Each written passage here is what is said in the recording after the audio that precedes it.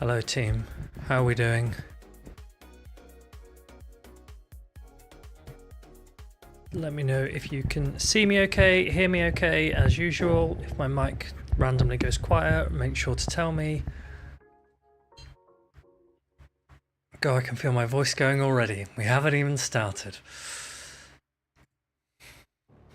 Okay.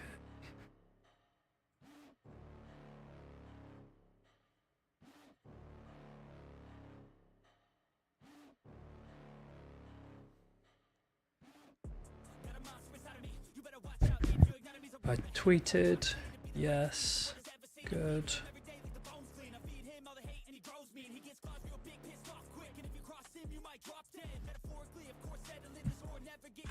Okay.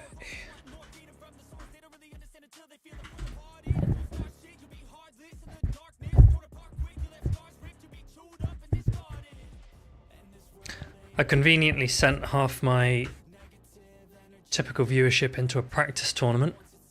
Actually, should we go have a look at how that practice tournament's doing? Do I have the link somewhere?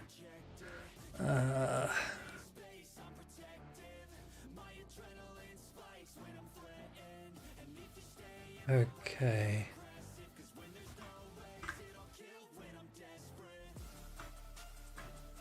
Let's go. K9, how you doing? How you doing? So we had a few more people join the server today because we're hosting another practice tournament. And I assume that lots of people that are playing in that practice tournament are very, very busy in their rounds. Let's have a quick look to see how that's doing. So this is today. This is going on now. We've got some big European players here. And then various show 6 teams, lots and lots of very diverse teams, which I think is very exciting. I still think, and I think I maintain, that this is the best meta that we've had. And so I can understand not making any drastic changes at the moment. Look, we're not going to stop and look at every team, right? But if you just flick through, just look how much variety is there.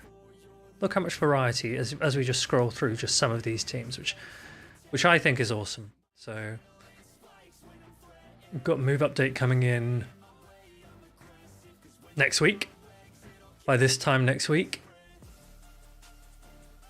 And I think it'll be good. I think it'll be good. Right, should we just do some GBL to kick off? Which move do I think Gudra will drop for Thunder Punch? Definitely Power Whip. Definitely Power Whip. You need Aqua Tail. Aqua Tail is your Gligar answer. And Thunder Punch will now basically give you a shot at the Skarmory. People are always asking. They were like, oh, we need a Whiscash Skarmory Core Breaker. Gudra could be the answer. That Thunder Punch will improve its matchup against Skarmory massively. massively. And Mantine, which is a big one. Quicker into anything that resists water, so like Azu as well. Like it's just quicker to be spamming Thunder Punches. Okay, I'm going to jump into GBL, but I'm going to play something that requires, ideally, me to not have to look at the screen constantly. So let's go over to here. I haven't even connected my phone. Brilliant. So I will do that.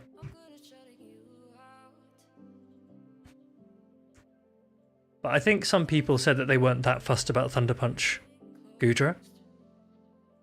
But I feel like they should be. Because I do think it is, I do think it will be good. I hate having to resize this. Right, there we go.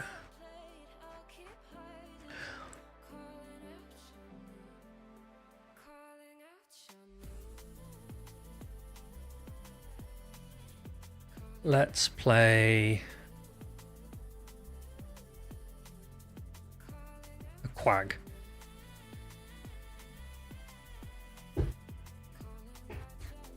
HVK, how you doing? Welcome in, welcome in. Happy Wednesday? Wednesday. God, I leave for Bologna in a couple of days. And I am not ready. I'm not ready. Yeah, I agree, Henry. I agree. Butters nailed it when he said Thunder Punch would be good. And I was like, oh yeah, that would be good. I wonder what they're going to give it. I'm expecting just something generic. And then as soon as I saw Thunder Punch, I was like, he knew. He knew. Something's up. He knew. Right. How do we play versus Azu? Like, lots of people are like, oh, you're weak versus Azu. And it's just like, well, kind of.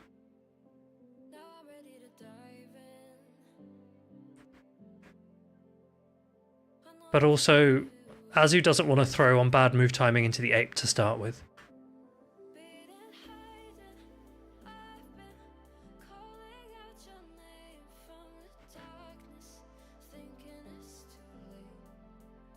Who submitted their games for India Regionals? So, we will come on to that. What we've got is... I should have been paying attention to how much energy this thing has. We're just going to do the losers finals, the winners finals, and the grand finals. I think that's probably the most proportionate way to do it.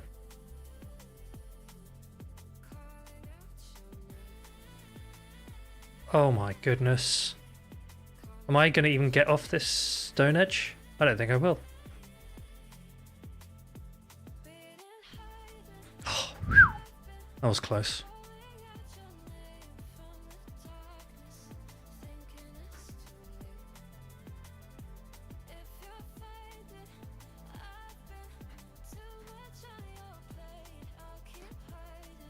Kind of have to take this. So we've got the winners final, the losers finals is we've got Nava Empire, Scarlet Wiz, and Beelzeboy. I think those are the battles that we'll be doing. What do you reckon Basti can do in the back? Please don't be a fighter.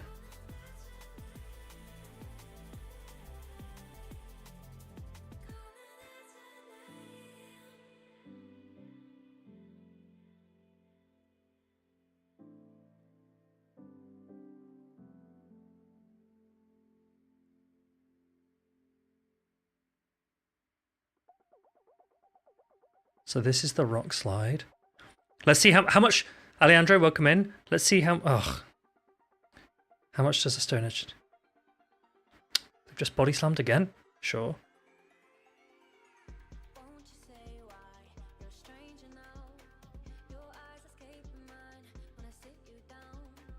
Uh-oh. I maybe should have... well, it depends if this takes it out or not.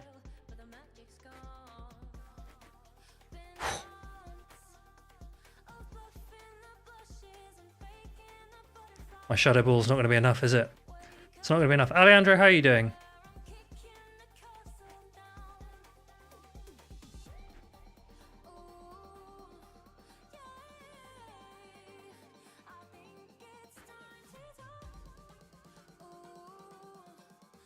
No!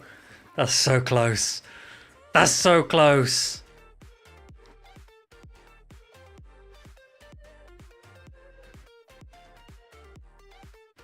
But these, so these India playoffs that we will look at. This is the same meta that we've got that we're going to have for Bologna. I think one thing that's interesting is that the winning team features an Umbreon. And oh, welcome in Poker Gains and everyone from Gaines' channel. How are you doing? Hope you had a good stream. You are just in time to see me play some really high skill, non-toxic gameplay. Good to have you guys in. How was the stream? Is Gaines climbing? What team is Gaines using?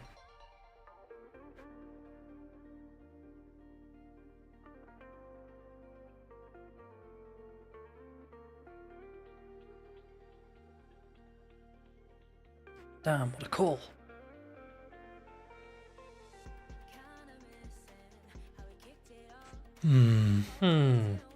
Yeah, Basti Gaming. High skill.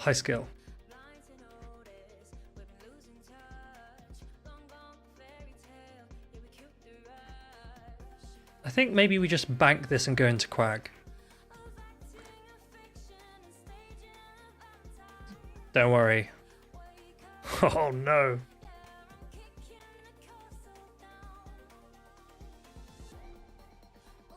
I assume we still might get a shield here. Ideally we get... no, ideally we don't get a shield. Damn. Okay, well, Basti's got a lot of work to do.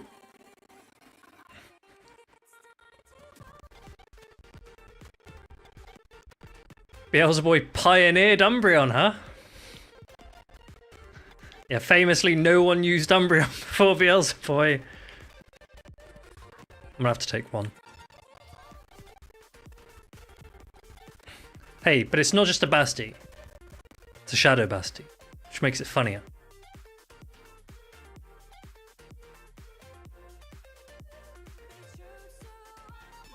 We'll see if it works.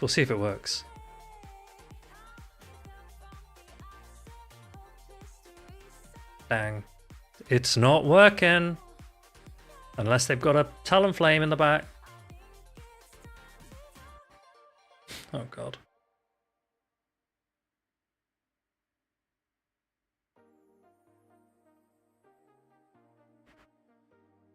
Talonflame in the back we would actually win. Nope. Well, that's that. Were people using Umbreon in this meta? I mean, we can go and find out. We can go and see. Does anyone off the top of their head can they remember an Umbreon performance in the current meta? A good Umbreon performance. It's definitely become really, really popular now, for sure.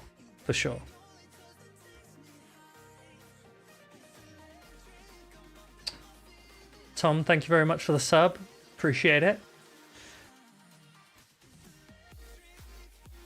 You had Dark Umbreon. Yeah. Double Dark Umbreon. Yeah. Okay, so yeah, what we are going to do is we're going to look at the... Hey, we're against Butters. What's he doing? Is this his Draco Meteor Gudra?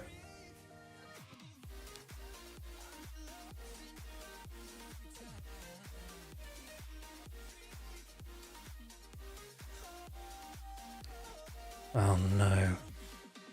Oh no. Can't really take this.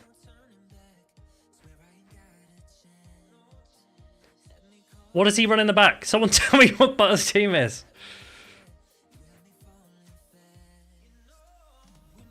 Haha, debated.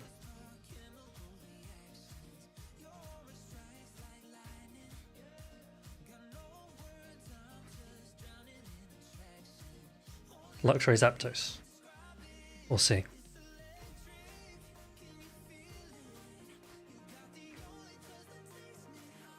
What is he doing?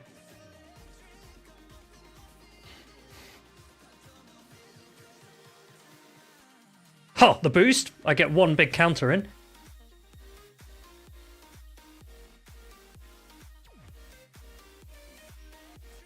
I have no way to beat this.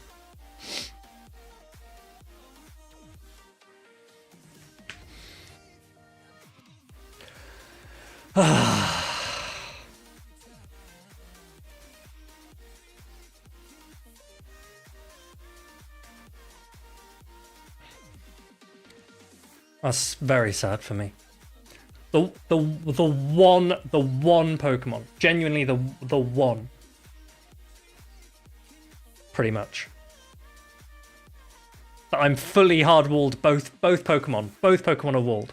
Hold on a minute.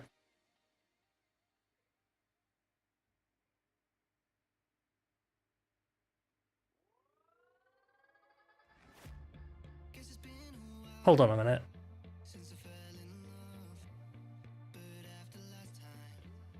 No! No!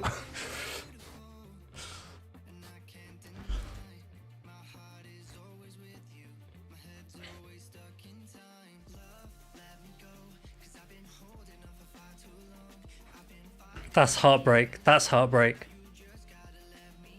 Skull debuff. Sniped.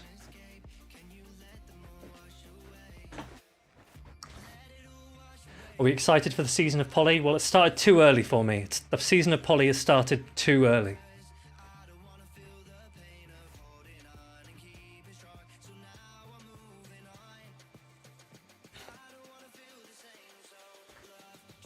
Aviator Charm.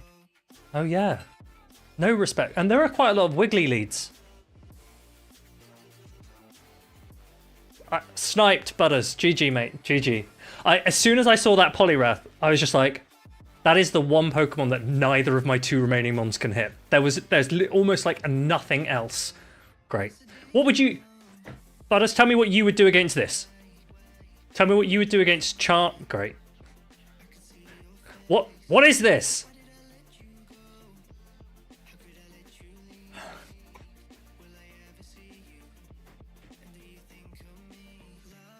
Wait, who am I against? Oh, I'm against David.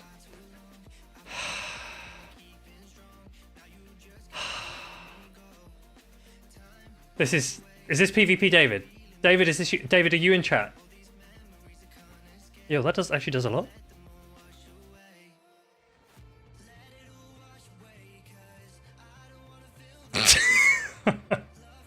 Wait, I should have actually waited a little bit longer.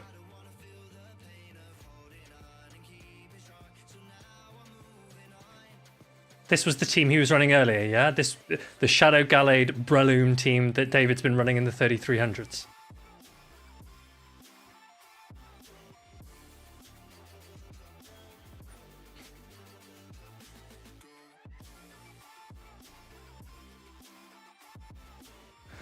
Well done, David, well done. Good team.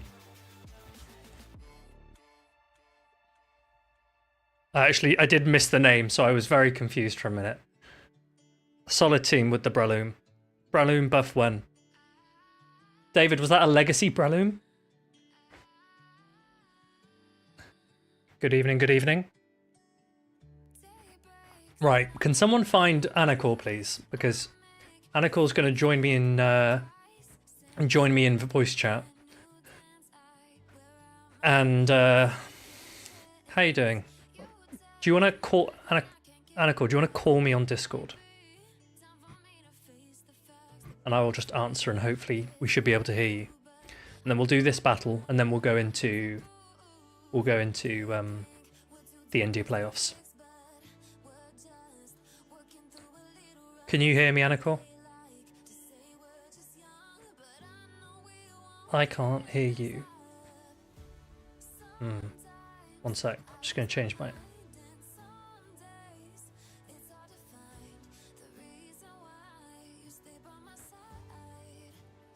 Who else will queue in? What was the Breloom CP, please? What was the Breloom CP? I missed it. Skill? High skill gaming?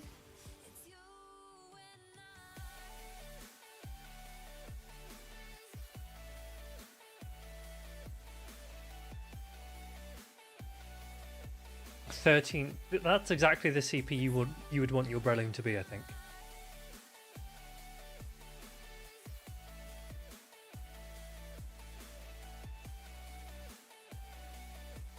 See, this is the kind of GBL that actually is brilliant, right? Should we see how much does a Shadow Stone Edge do to a Vig?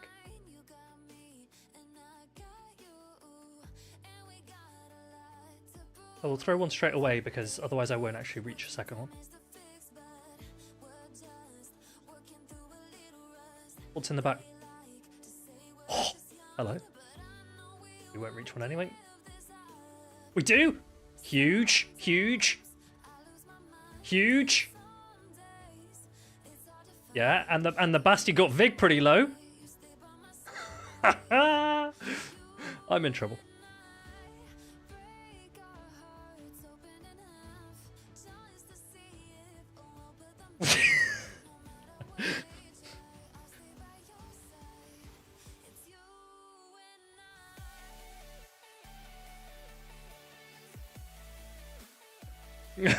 Uno reverse. To be fair, I think if we can just keep chipping this, we'll slowly get it in range.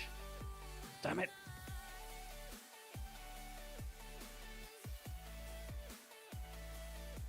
Oh, I'm just gonna leave. Oh, huge. We needed that. 3, 4, 5, 6, 7. Okay.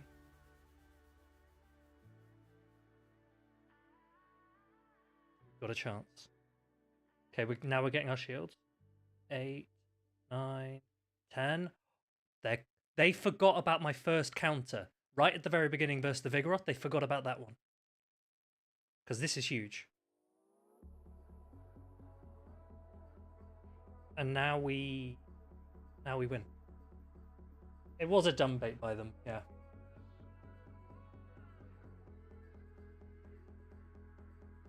What?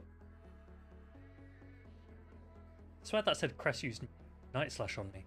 Right, anyway. Let's get off this. Yeah, did you see that as well? Okay, I'm glad that wasn't just me. I'm glad that wasn't just me. Right, Anacle, can you hear me yet? Why can't I? Wait, can you guys hear Anacle? If you guys can hear Anacle.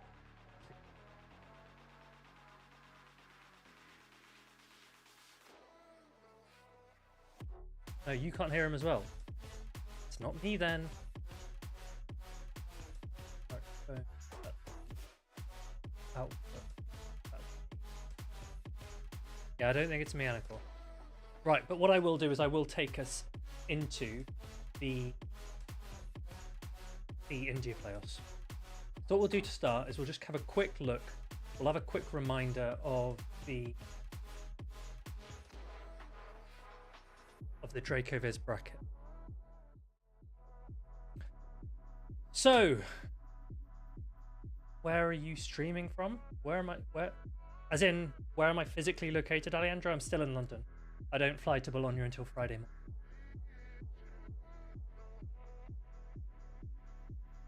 Anacorn, no, I can't hear you. As soon as I hear you, I'll tell you I can. Yeah. Okay, so these are the India playoffs. These took place. So the India tournaments, there were various qualifiers and playoffs. They took place during April last month, and I think it's quite a good one for us to go through because we do have the videos of the losers finals, winners finals, and grand final. But importantly, this meta is the existing meta. This is the meta that we're playing both in Bologna this weekend and also in Japan Championship Series that is also this weekend. And one particular point that we touched upon already is that there is an Umbreon that wins this event, and obviously having just had Rise win with an Umbreon as well, I thought it would be interesting to just see another Umbreon being used. I don't believe this one is double dark moveset or triple dark moveset, but it's just a little highlight that Umbreon definitely is rising. We've seen some practice tournaments that have also had Umbreon with much higher usage than we've previously had, and one reason for that is that Umbreon sponges all of the Annihilate energy, and so people are using Umbreon in a soft ABA line to face an Annihilate. If you're an Annihilate, if you're using an Annihilate and you see an Umbreon in the lead, you usually stay in, right? It makes sense. But actually, Umbreon can get you pretty low. And some people run Psychic on Umbreon that can actually win you a shield scenario, but you actually don't even really need to. You can still get it pretty low just with Foul Play. And so if you can get the Annihilate out of the way in the lead, then I've seen people put a Vigoroth in the back as well, and that's protected from the Annihilate. So that's a soft ABA that we'll see. I haven't actually watched any of these games. I haven't watched any of these. Now, Anakor, as soon as I hear you, I'll say I can hear you. So this was the Dracoviz bracket, and you can see that what we're going to look at is Beelzeboy, who came in first, Nava Empire, and Scarlet Wiz. These are the battles we'll watch, but also just a shout out as well to Anish down here, who by coming fourth has also qualified for Worlds. So all 4 of these players will be in Hawaii potentially. If they travel to, they have qualified, and none of the teams have Legacy Breloom, says David. You're right, none of the teams have Legacy Breloom. They could be better, but what we'll do is Anakor has kindly sent me the videos, and I will see if I can not shoutcast, we'll all watch them together. I haven't watched these yet. I haven't watched them.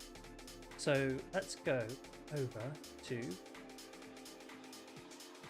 this screen here. Okay, so this is, if we just take a quick look at the bracket. If we take a quick look at the bracket, this is what the losers bracket looked like. And this game here is the losers. So this is what happened up until this point. So you might recognize some of these names. You can see Room VVP in the bottom left, for example.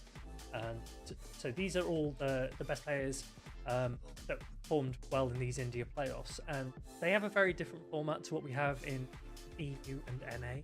They don't have regionals like we have, where you're accumulating TP in qualify for Worlds like that. Their system's very different. And my understanding is because they aren't within TPCI, so they don't have the same circuit as us. They are under the Pokemon Company, just TPC, and so their system for qualification is different. It means that they have much fewer qualifiers to Worlds this year, and so they are trying to push for an improved system from their perspective, so that they can get more players qualifying for Worlds, so that they can get better representation for HK, as you say, so that they can improve the representation and next year potentially have more players with Worlds. But they're in a little bit of a tricky position at the moment, because even though they're part of TPC, my understanding is that the Indian community doesn't feel entirely, it doesn't resonate with the TPC structure, and so it might prefer a system more similar to what we have under TPCI, where they might have championship points and have more players qualify that way, because we definitely have a lot more players qualifying in EU and in NA. 1 second, Anakor's still definitely on your end. Let me leave and join again, Anakor. Right.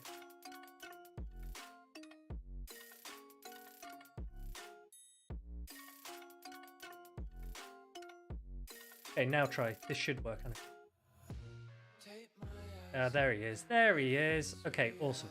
We have Anakor. Did you? Good man.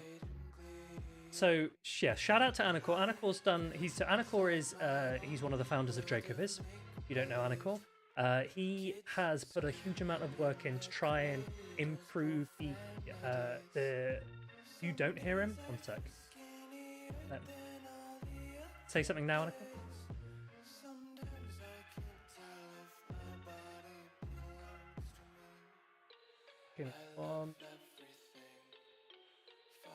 Goes to the stream, because then it'll be like in sync.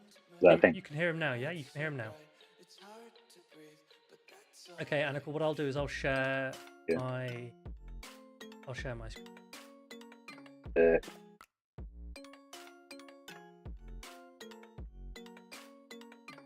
Okay, you should be able to see what I can see. You should be able to hear me, and you guys should be able to hear Anakor. So, Anakor, one of the founders of Dracoviz, he's done a lot of work in improving the PvP scene in the APAC regions. He puts a lot of time and effort to try and get tournaments set up there, but also to improve awareness of those tournaments here, which is one of the reasons why we're able to have a look at the Indian playoffs today. So shout out to Anakor, and we will jump straight into the losers finals. So we've only got one perspective for the losers finals. We will have two perspectives. Do we do the winners finals? You want to do the first? winners finals? That makes more sense, isn't it? Yeah. Give me Yeah. 1 second. So So obviously, you lot have seen the bracket, and I, as I was like restarting my computer, I'm not sure if you saw the graphics for the Swiss stage of the tournament, but Boy had swept his Swiss tournament 8-0. And in the other Swiss tournament, Scarlet Wiz, who was one of the Indian qualifiers last year, um, didn't sweep it. I think was like second highest. But again, like really good record. And obviously now they're meeting in the winners finals. Now at this point, so India this year had been given 4 qualification slots. So at this point, they know they're all qualified. Obviously, there's still the travel award, which is significant because there's only one travel award, and that's literally any money that anyone will get out of this tournament. So, and is that just for first place, Anakor? Yeah, just That's first crazy. place. So that's crazy. The yeah, only so travel it's award like is for very, first very place. important. Yeah. Yeah, he is a really good player. So let's watch these games. So these are from Boy's perspective. You can see his team on the bottom left, and you can see Scarlet Wiz's all the way over there. And we're going to watch from Boy's perspective and just see how these games go. And as Anakor said, Boy's unbeaten up until this point in games, not just matches, in games. Right, Skeledirge, another fan favorite at the moment. I think it's performing really, really well. But you can see the Umbreon in the back there. So this looks like a standard ABB team against a fighter. He's going straight for the disarming voice. Obviously, the Gligar reaches a move first. Is it a bait? Probably. Yeah, it's like you spoke about earlier, how this is a perfect ABB for an Annihilate. That said, though, Scarlet Wiz doesn't have an Annihilate, but his Umbreon is just really safe into Boy's Umbreon is really safe into Scarlet Wiz's team. It's interesting. Do we know, Anakor, do we know the moveset of Scarlet Wiz's crest? But I could do, but I'd have to look at the team sheet, sure, so it's a bit far away. So not quite yet. because interestingly, this team is a little bit soft to. It's crazy. I'm not sure how he's made that catch. This team is a little bit soft to Mandibuzz lead from Scarlet Wiz. I'm not sure what timing Scarlet was throwing that move on there, but it's interesting. So the Whiscash versus Umbreon. This is one thing with anyone who's looking to use. Also interesting timing. With anyone who's looking to use Umbreon this weekend or going forwards, generally speaking. One thing about Umbreon is it doesn't like to be debuffed. A lot of these bulky Pokemon, they really don't like to be debuffed. So the Scald nerf. Now that Scald is being nerfed, Pokemon like Umbreon and Mandibuzz improve because there's a reduced chance that they will be nerfed. So that is something to bear in mind. That's one of the reasons why people had slowed down on their Umbreon usage, and potentially one of the reasons why Umbreon's now rising again is actually because Whiscash is not as high usage as it used to be. You can see the difference it makes in a matchup. If the foul play start doing significantly less damage, then I don't think a foul play would even take it out from here. So Beelzebub's great smart combo to play there. get out straight away. Yeah, there's quite a bit of throwing on alignment here for sure. So I mean, I think with Skeledirge, one of the most important parts is the timing, but also, as you often say, knowing when to do bad timing as well, so you can actually outpace. And in the lead, I think Scarlet Wiz could potentially be predicting like he's at 100 energy, he's going to throw now anyway. So getting a CMP there, but obviously Boy going for the catch instead. That's a good catch attempt, and that's also a good pause from Beelzebub to make sure. One sec.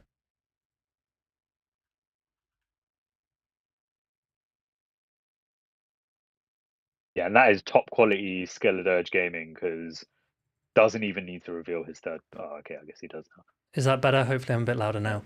Um, So one of the points that Anakor made there is he talked about when to throw, when to know to throw on bad timing, and one example of that is that if you are an Umbreon or a Mandibuzz and you're up against a Whiscash, you would reach your first attack, so foul play for Umbreon or Dark Pulse for Mandibuzz, at the same time that Whiscash reaches Scald.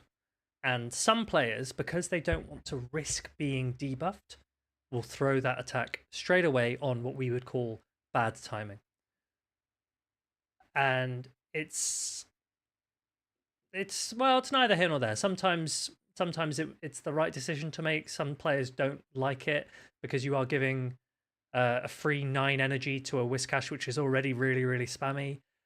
If you can avoid being debuffed that first time, then you'd much rather not have given away that mud shot. But each their own. Each their own. There are different ways. There are different ways to play it, but that's just something to bear in mind. So again, look, we've got the same backline from Beelzebub. So if your team, if you're yeah, building it's just teams with Umbreon, completely safe here, isn't it? yeah, if you're building teams with Umbreon, as we say, even if your opponent's got an Annihilate, you can bait out Annihilate with the Umbreon. Not that Scarlet has an Umbreon, but you can just run this Umbreon Vig together. This pair of them together. You can't run Vig lead with Umbreon in the back as comfortably, but definitely the Umbreon first should be fine. Also, one thing that's interesting that I've been looking at these Shadow Gligar. So a lot of people are trending towards running high defense Lantern. One example spread being 0, 15, 10. And that actually means that Shadow Gligar needs to reach an even higher attack to be able to reach the wing attack breakpoint against high defense Lantern. One disbenefit of that is that you could put your Gligar in a position where you would lose to 2 Grass Knots or even to 2 Aerial Aces from a Mandibuzz. So 2 Grass Knots from a Cress or 2 Aerial Aces from a Mandibuzz. So if you're up against a Shadow Gligar, just keep an eye out for that. Keep an eye out to see how much damage a lot of your attacks are doing, because if people go too high with their attack on Gligar because they're chasing that Lantern breakpoint, then you can take them out much more quickly and efficiently. Yeah, it's not that it's only one player on stream, Sniper Mike. It's that the battles have been submitted by the players, and we've only got, for these battles, the perspective of one of them. For the grand finals, we've got the perspective of both. So for that one, we'll be showing both. But it is interesting. It almost comes across as bias that we're supporting one player's perspective.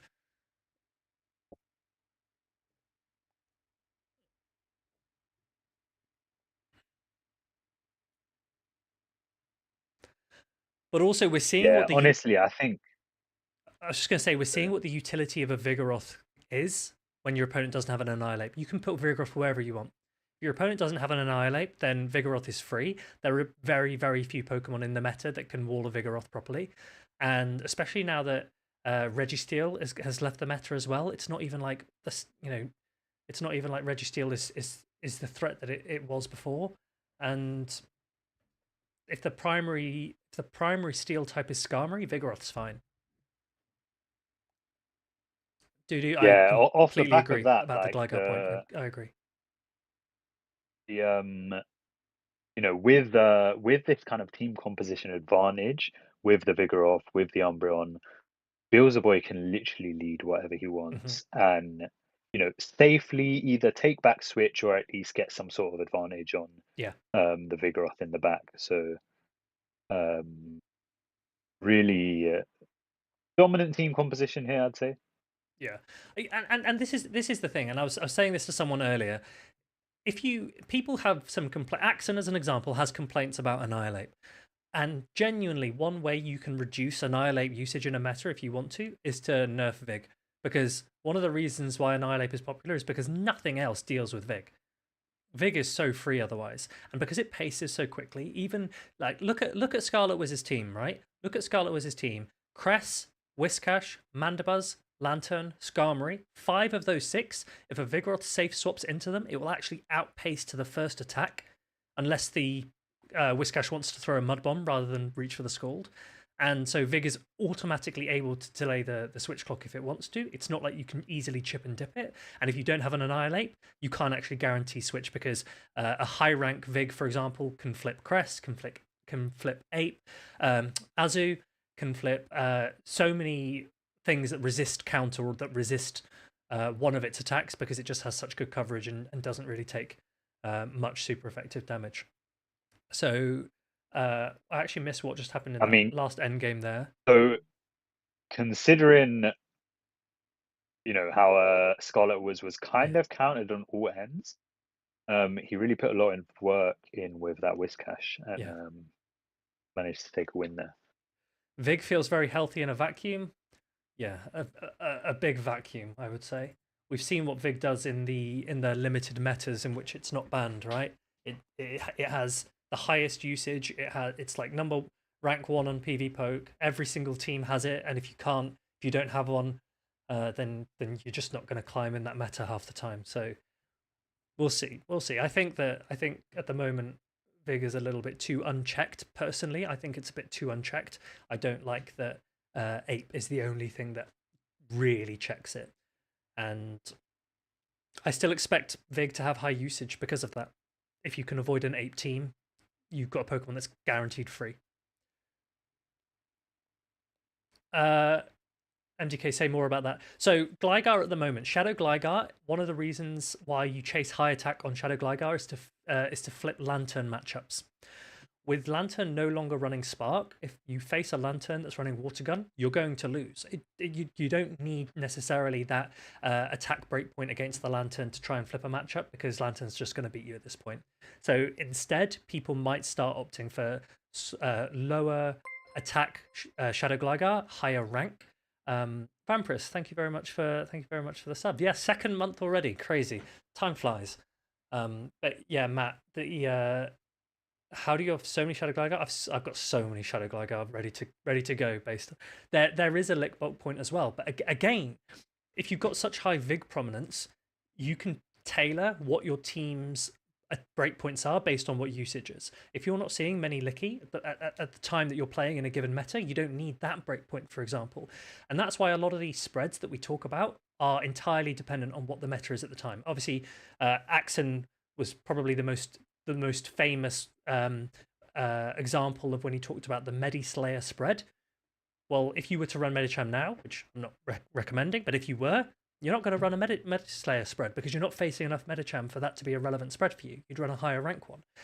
Similarly, some of the high attack Annihilate spreads that people have talked about, that's based on Lickitung usage. If Lickitung usage drops off, you might not need that certain spread for an Annihilate. So you do have to follow the meta. You do have to. I would keep certain spreads just because in future you don't know what is going to be more relevant. Right, this is game 3. This was a best of 5, remember? So this is the winners' finals, best of 5. No, best of 3. This is a best of 3, is it? So all the Asian tournaments, they're best of 3, even in like the grand finals, winner finals. Didn't know that. Emmy Weedle, thank you for so it's 1-1, right? It's 1-1. Yeah, 1-1. Okay, so this is the final game. This is the final game, not the third game. Toad? Do I think you can hit Toad? I don't know you. I'm not.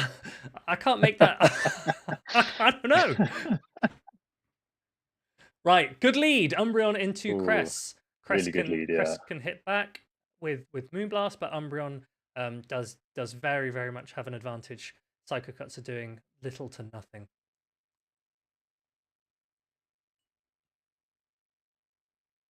So I got the assumption that he's on Moonblast, yeah.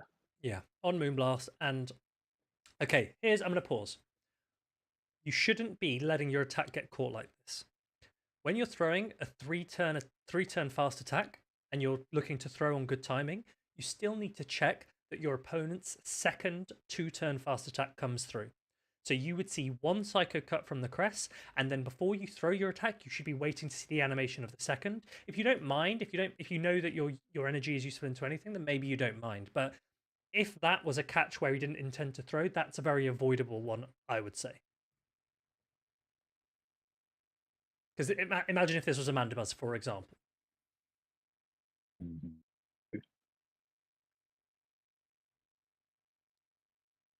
And again, the advantage of Vig is you will reach that body slam before your opponent reaches the Scald, which is massive.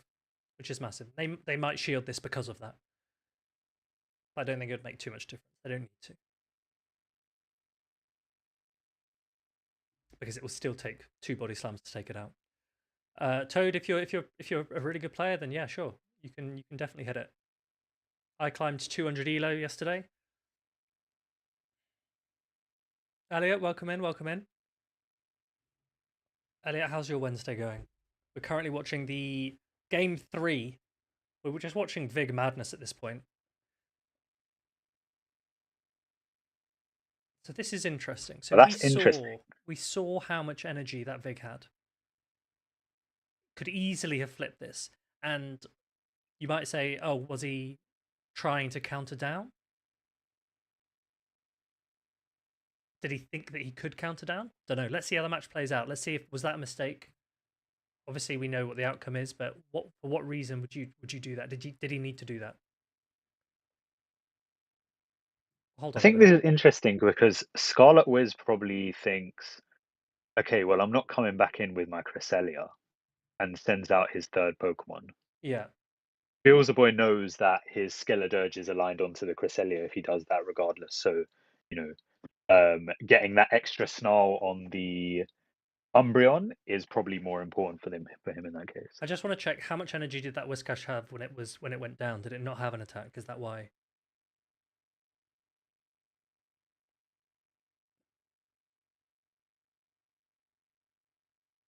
So there's the 6. There's the first Scald.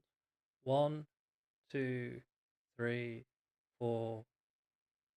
So this is presumably the Mud Bomb.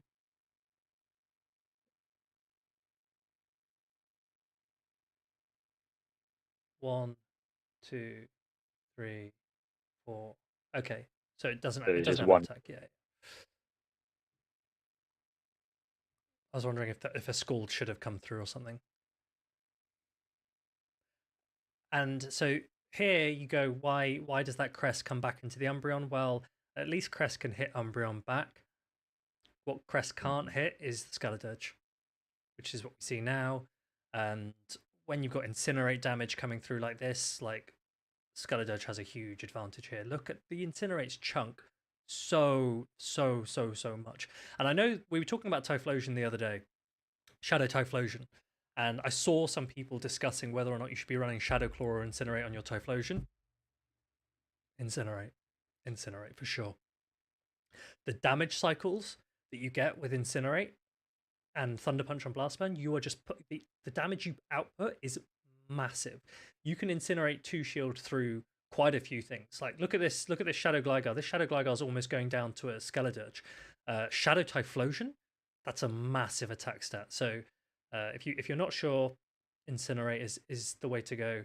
Incinerate is so good on Shadow Typhlosion, you actually beat Feraligatr in all shield scenarios, which is pretty crazy. Pretty crazy.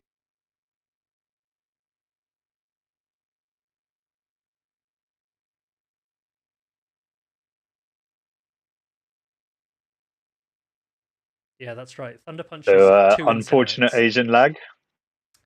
Yeah, there is a bit of lag there. I don't think it's going to make too much difference because Yeah, what we've I really think at seen, this point he knows. yeah, okay, what we've really seen from these games is that Vig is the MVP at the moment. So Umbreon and Vig together, they're just so safe into a team like this, and perhaps that's the danger with not running a fighter. I know some people have considered no fighter teams, and I think you've got to be careful. There are some teams that can get away with it. For example, Paul Ash's team, because she went for a Skeledirge instead, which has a lot of the wins that a fighter would expect to get. So, for example, Sergio, welcome in. For example, let's say your opponent's got an A slash. If you've not got a fighter, what are you taking out that A slash with half the time? Because you can have a Mud Boy, that's one, but the Mud Boy was its own role. That should already be something that can beat the A slash if you've got a Mud Boy. So you need something else. You can't be relying on one Pokemon for everything. And I think that's kind of what's happening to Scarlet here is that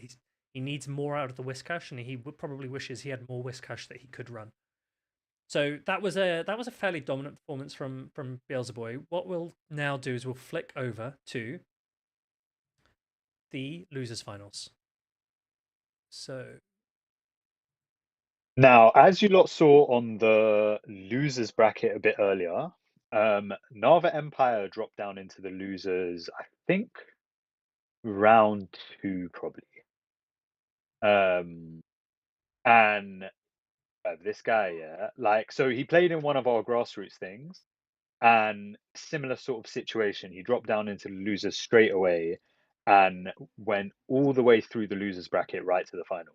So I was thinking he was going to do the same thing, and obviously here he is, qualified, and in the losers finals. But obviously, like all three of them, just going for that travel award now. yeah, right.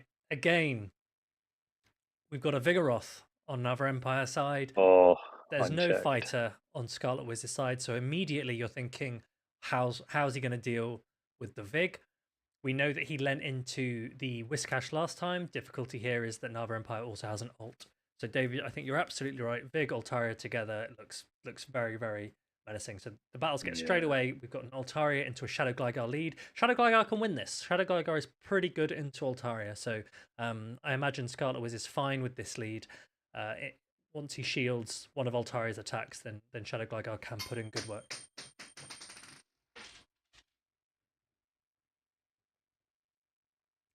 Yeah, that's right. The qualifiers, the players could run different teams. So I don't have to hand what teams people ran in the qualifiers, but this is the playoffs.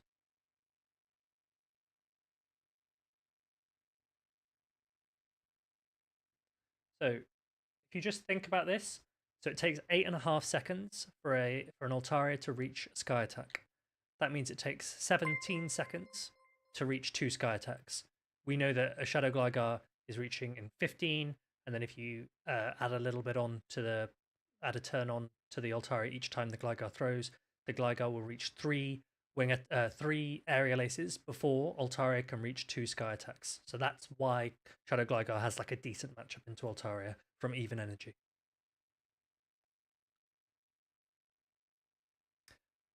But he actually switches out and catches. So that's pretty sick from Scarlet Wiz. He switches out, he catches and gets a Steel Wing through against this Altaria. It can be met by a Charger Oh, Bug, which is unfortunate, but it was a good catch attempt. and I guess since it's the as the Shadow Skarmory expert, because it's not a Shadow Skarm. Oh well, he does part of the shield. I was going to say like doesn't necessarily need to shield, but No, they don't need to shield that, um, but if it were a Shadow Scarm, then yes, a Brave Bird would take out a Charger Bug. Shadow Skarmory wins the zeros against a Charger Bug, a normal Skarmory does not. goes for the undercharge to get that extra volt switch as well. It's good. And probably the Gligar's pretty much in X's range now as well. So I guess this Charger Bug is almost free to just Mm-hmm. So that run rampant on everything and anything in the back. the Gligar's now okay. Well, that's unfortunate because the Gligar was at a dig. There was a bit of lag, and now it's just lost a CMP tie, so he's just going to let it go. So that is unfortunate.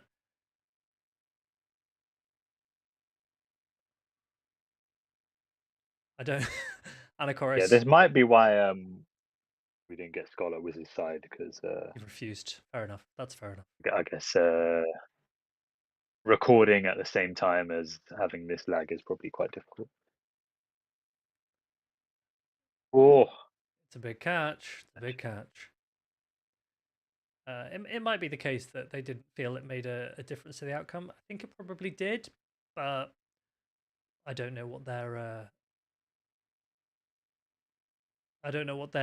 judging is and the state of their judging and things. But that is unfortunate to not get the dig off against that Charger Bug.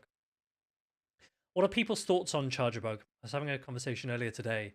It has a lot of core breaking potential, but in the neutrals, Charger Bug sometimes can be underwhelming. I'll put a little poll up for you. Are we a fan of Charger Bug? Do we like Charger Bug? And by this I mean in the current meta.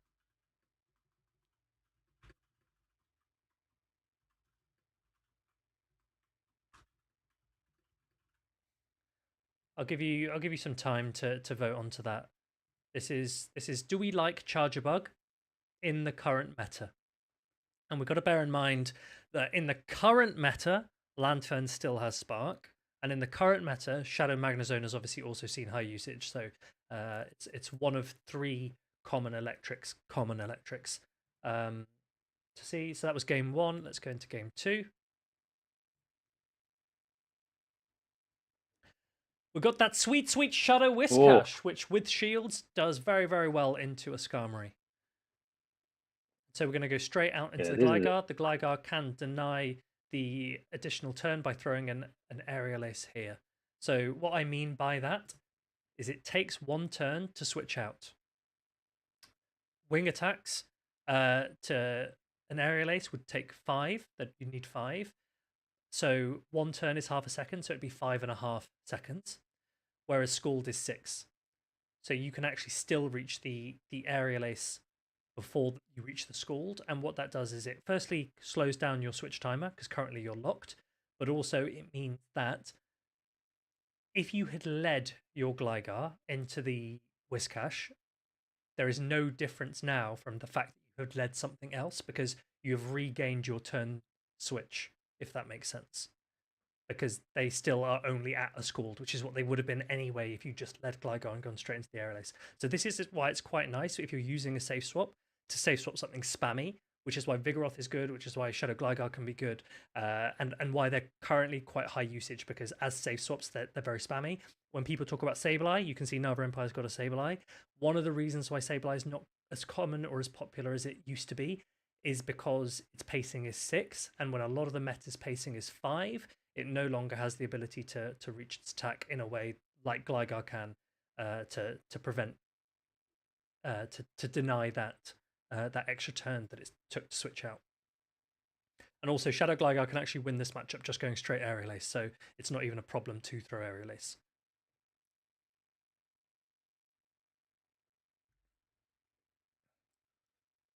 Charger Bug usage. I don't have the usage stats for this tournament. Charger Bug generally makes top I'll 12. have a check. Charger Bug generally makes top 12 otherwise in a lot of the other regional tournaments that we've seen.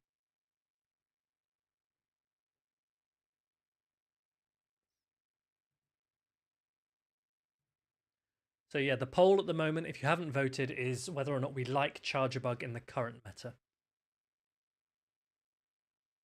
The charge bug usage for this tournament was actually only 2 players. So obviously out of the 16 that were playing, only 2 players bought charge bug, Nava Empire being one of them.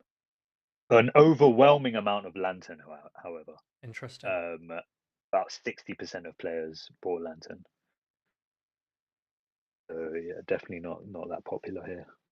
Current, let's K9. Let's go with current competitive show 6. Charger Bug, who says is an electric loaf of bread. I think that's fair. I think that's how I view it too. So this is where Skarmory can be pretty good. Once it's got a little bit of a farm down, the Brave Bird threat is pretty massive. So you can get shields just because that Brave Bird damage on pretty much anything can do a lot.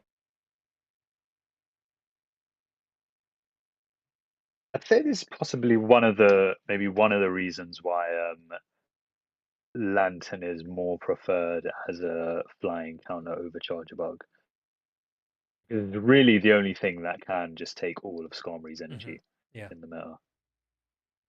yeah. But also Lantern does have very good neutrals, whereas Charger Bug's neutrals are pretty average.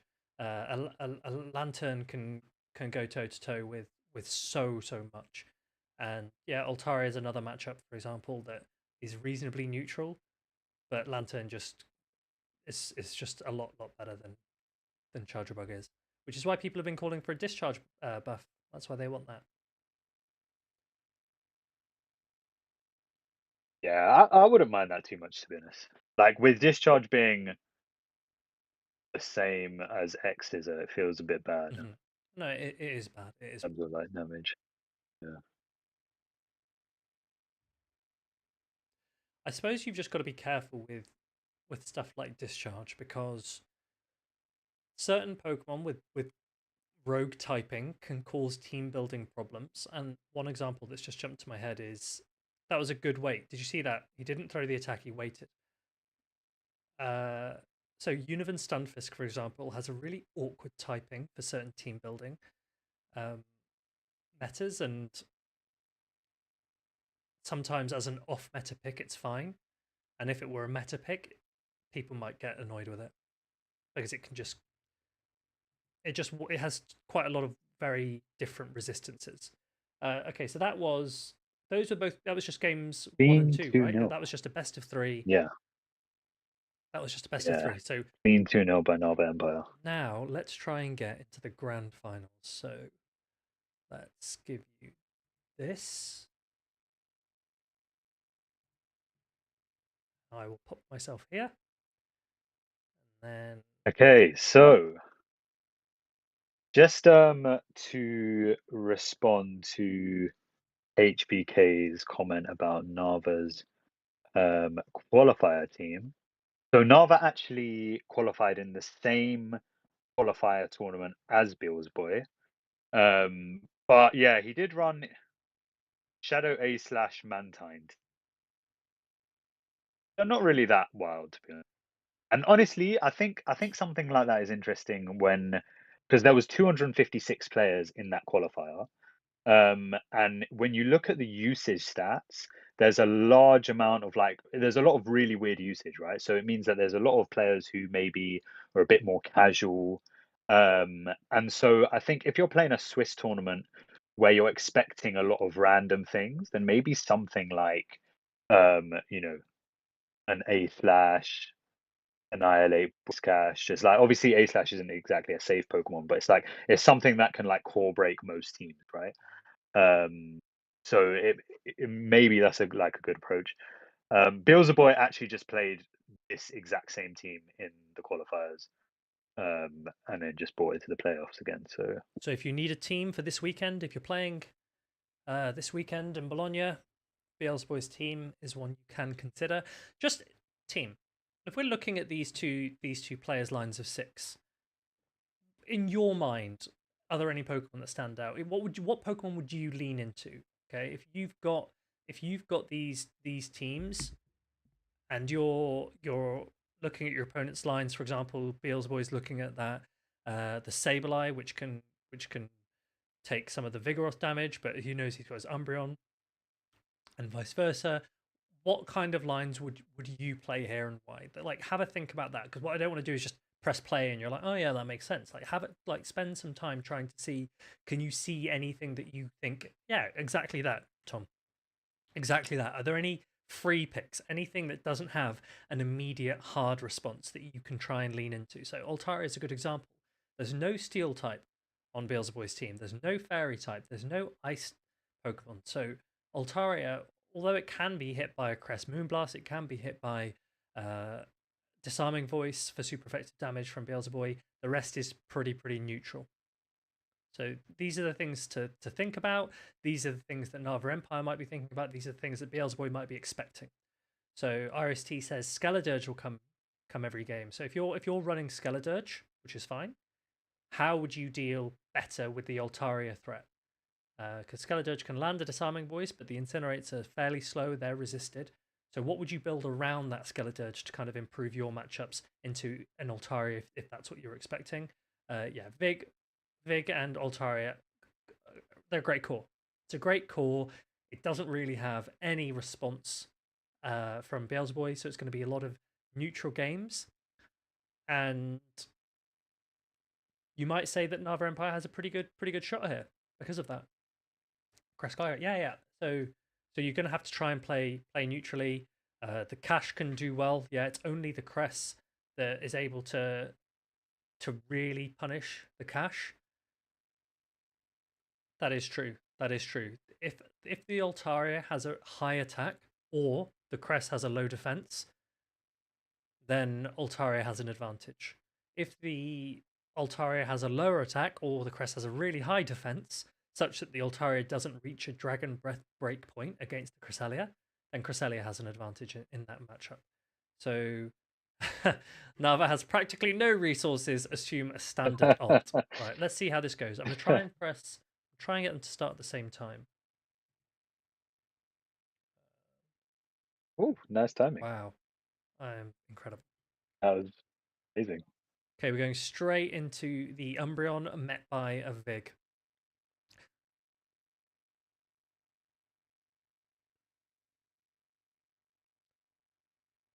That is fair. That is fair.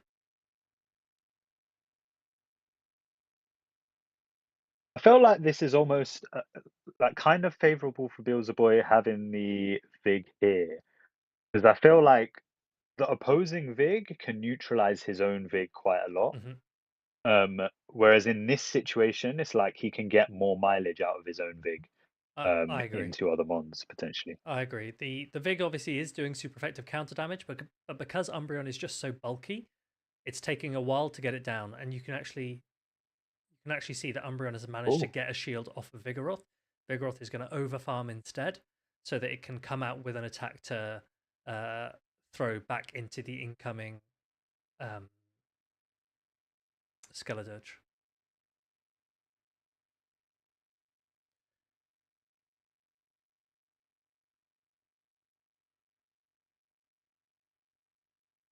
So he actually banks that energy and goes straight into the Altaria. So we mentioned how free Altaria looked. So he goes, I don't mind what comes in. I know I can switch into Altaria. I'd rather bank the energy on my Vigoroth and use it when I need to later. Might not be the right play, but we'll see. I think he probably would have gone down to one incinerate, so would only have got one move off. I think he's going to go down to Potentially one now that he's attack got it anyway, right? banked, there's a possibility. Oh, okay. He's going to go down to Yeah, one that is counter true. as well. The only reason why I would be hesitant to switch and bank that energy sometimes is because a Skeledirge is almost always going to beat you in CMP. So you're still almost always going to get only one of those attacks off, if that.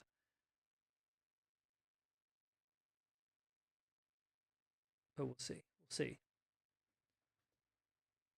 How much does a disarming voice do to a normal Sableye? We're not going to find out today. Oh, we might actually still find out. Ooh, Just just not. just doesn't make it. But look at this. Shields for days for Beelzebub. He's been saving them for the Vig. He knows that the Vig energy has a lot of place to go because even against this Sableye, you're double resisting the Shadow Claws, and if you can shield up the charge attacks, then you can at least throw the Rock Slide. What he's got to be wary of is that the other Vig that we talked about has a lot of energy.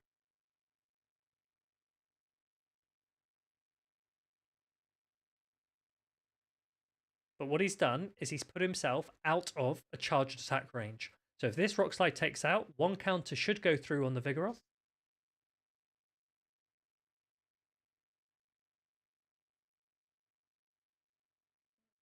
Oh, Yeah.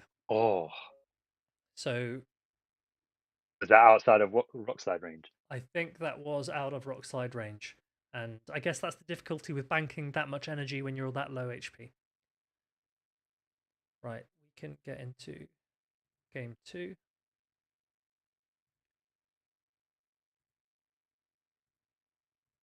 Gonna,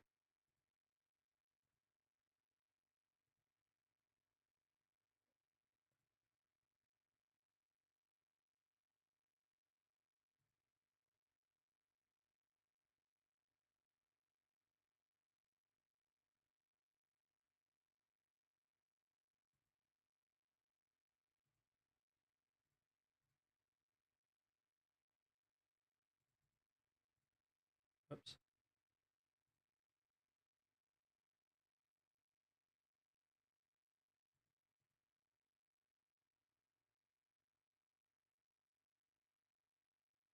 just gonna pause that one.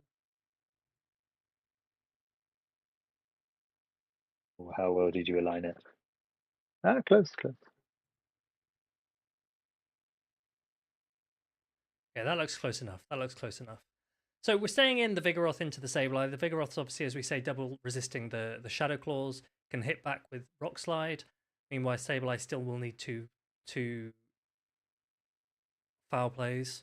I didn't get a chance to look what's in the back. We've got the Umbreon and the Cress. Here comes the Vigoroth into the Vigoroth, saving the energy, and we're going to go into the Cress. The Cress only has one shield, so Lava Empire can to the extent that he wants, control what happens in this matchup. Vigoroth can now take Crest down if he wants it to. Crest needs to hit 2 moves on that Vigoroth to take it out. So there's no need to shield the first one.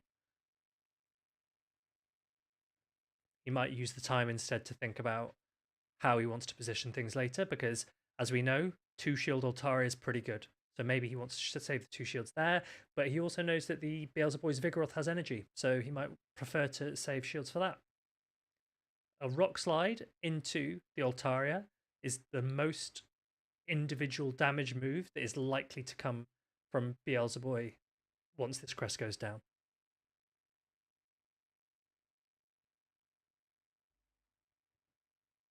So when you're thinking about when best to use your shields, that's something you can consider, is how much damage are each of these attacks actually going to do.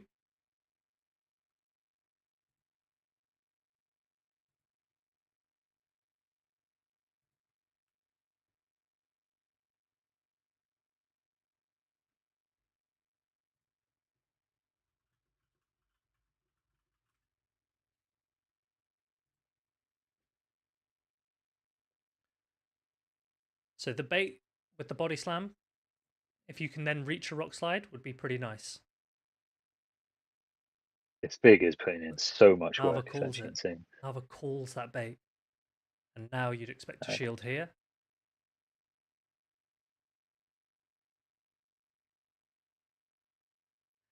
This is why it's always worth waiting He before you really shield. waited. Yeah, there's no need to rush to shield. That was a huge call.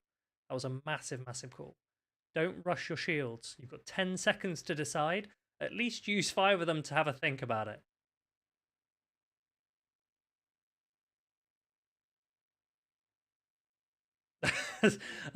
Unless Henry's watching, because he'll get stressed that you're not going to press the shield at all. But it is worth having a think before you randomly just press the shield.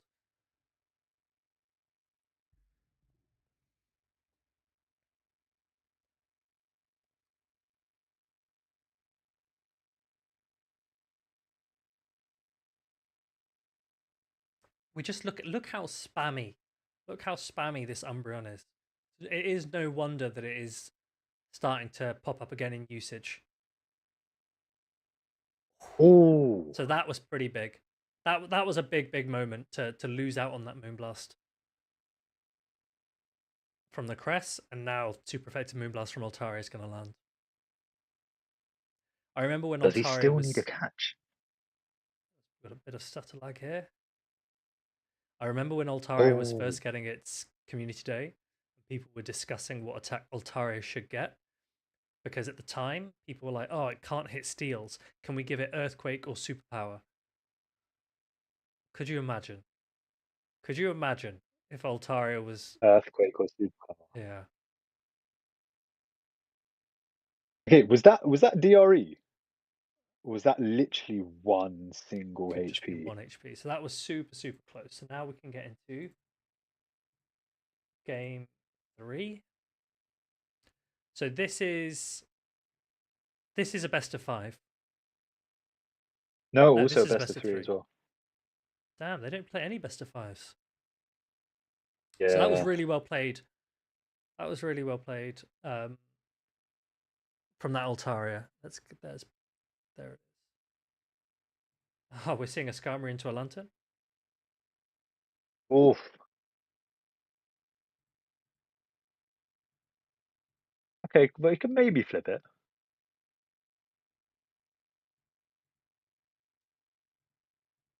I'm trying to align these. Give me a moment. Give me a moment.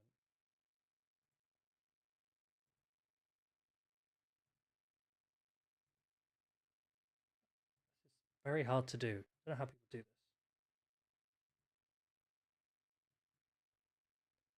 Yeah, you really peaked with The the first one went really well.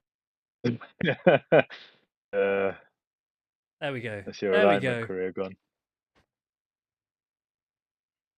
Azza, welcome in, welcome in. Right, we're in the Vig versus the Crest. This is an IV dependent matchup. If you've got a really good Vigoroth, then you can win this matchup. And remember that Vigoroth has been announced in an event. There is an event coming up, not this weekend, I think the week afterwards, in which there is Slackoth, Vigoroth, all with costumes. It is worth grinding that event if you can to try and get a few Vigoroth spreads. Get a few. Get a really high rank one. Get a high HP one. Get a high defense one. Get a slightly higher attack one. Like, give yourself a variety of options because we don't know what IV spreads are going to become preferable, and there's no point just keeping one on the basis that, oh, I caught a rank one, that's the only one I'll ever use, because it depends. It depends.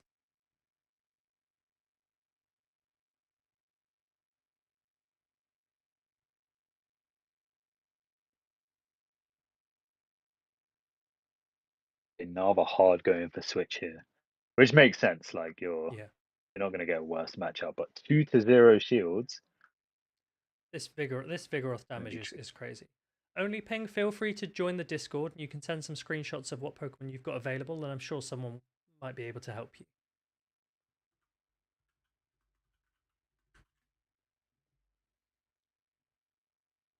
Look how much work this Vigoroth is doing. This is the thing. This is why Annihilate is is useful. It's just because Vigoroth is going wild in all of these games. In all of these games. If you're playing for GBL, then yeah, a singular rank 10 is absolutely fine. Don't worry about it. The only time you would maybe want to delve really deep into spreads is if you're at a much higher level of show 6 competition where you can afford to have lots of different spreads. Otherwise, I wouldn't worry about it. But if you're competing at NAIC or Worlds and it's like it's a very important event, then yeah, you might want to be a little bit more mindful of what spreads you're using. It's so difficult for Nava here because now it's the opposing Vigoroth Yeah. that's going to be putting in a lot of work.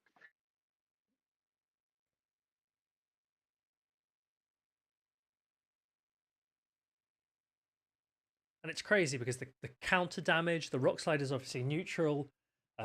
Honestly, Vigoroth can even throw Body Slam is such a good move with stab as well on the Vigoroth that even the Body Slams will do decent damage to pretty much anything, even if it resists.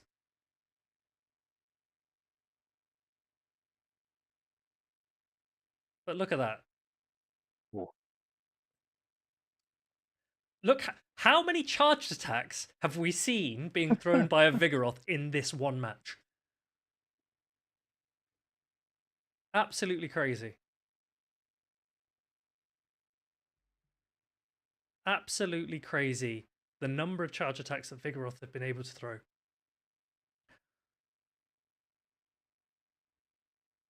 And that's a big, big win for Beelzebub. Yeah, congratulations, Beelzebub. Now, you know what? One thing that again, HBK was saying before we started showcasing was, was Beelzebub the first person to pioneer Umbreon this season? Good question. And I had a look. Here we go. So, the first Umbreon appearance this season was actually by Vampirist, if you're still in the chat, at Utrecht, getting in 13th place, right? That was a shiny Umbreon as well, wasn't it? Then, that was a shiny Umbreon. I think it was, I remember that. And then, after that, we don't see it again until Beelzebub uses it to come first in the qualifiers. And then he comes first in the playoffs as well. And the only other time we see it until the last few weeks was 8th place in Sao Paulo by Trainer 581 and 3rd place at Buenos Aires by Memi. Very nice. So I would say, I think Beelzebub did was on that pretty early. We also saw Yekai win the APAC qualifier with Umbreon as well. However, he also used Beelzebub as a team. Yeah. So, yeah, Umbreon doing bits right now. And, I reckon definitely since Rise popped with it, I think now it's going to be a lot more, on people's radars. And whether that means we see a lot more fairies this weekend, I don't know. I think there are a few key differences between and Mandy that are worth considering. So firstly, generally speaking, Mandy would run Dark Pulse because it has access to Aerial Ace, so it doesn't need to run Foul Play because it can spam with Aerial Ace if it needs to. But obviously, Umbreon isn't weak to Electric or Ice, and there is a decent amount of Lantern obviously, but also if Dugongs, for example, this is a good lead. So Mandy you have to cover differently. I still think Mandy's really good. I think they're both really good. 3, 4.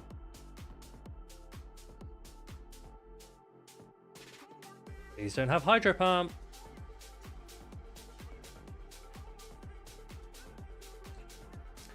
I'll put a poll up. Yeah, apparently Memi also used Bills' team. So that means that one team got 75% of top 4 finishes in the last 2 months. Pretty mad. No, not 75%. 80%.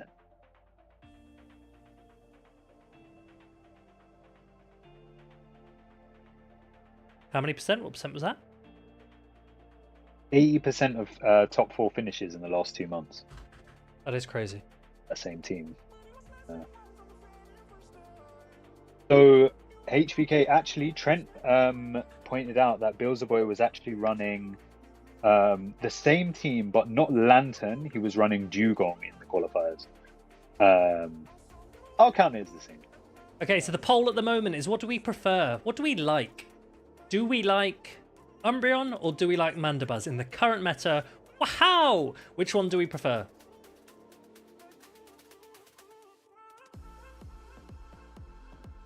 Oof, you got mad. Okay, do I want to come in with Ape or with Quag? What do we reckon's in the back?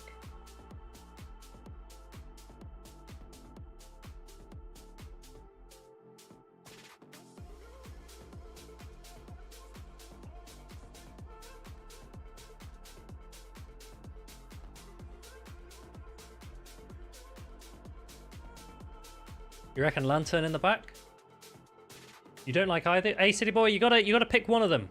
You gotta pick one of them.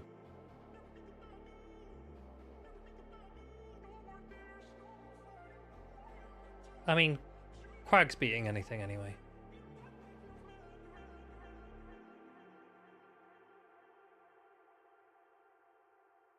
Yeah, Shadow Quag is a menace. Speaking of Shadow Quag, Rav, Ricardo. That is true. That is true. Desynced has performed incredibly with Shadow Quagsire because look at this pacing. Just look how fast these attacks are coming. Yeah, no chance. No chance. Just kidding. Not Lantern.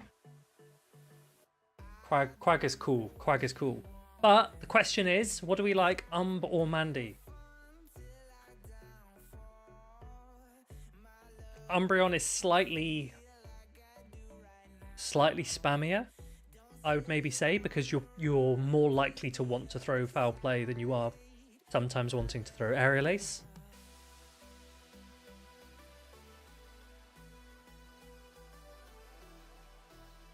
Wait, Henry, I don't say swap my Basti. I counter swapped the Basti into the Azu. They led Steelix. Andy is underwhelming as a flyer? What if its role is not just to be a flyer? What if it's more than that? Yeah, I think one of the biggest roles of Mandibuzz is being like one of only a few things that can really put off Annihilate, right? Because I don't know about you, but for me, I always see a lot of teams, and even like, you know, something like a Crest, I'm not like, that's an Annihilate counter. I'm thinking more like, well, that's potentially a neutral matchup depending on what situation I get into. Whereas Mandibuzz is like, that's just, it's over, you know, without Ice Punch. There's just no play there.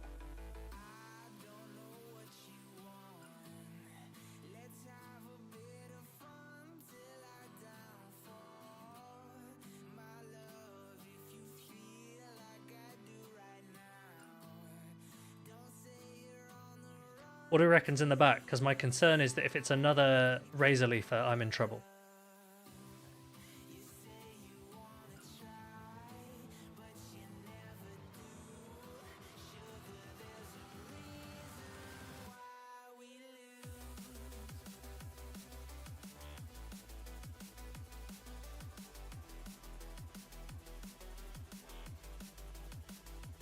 How many Aquatails can I reach?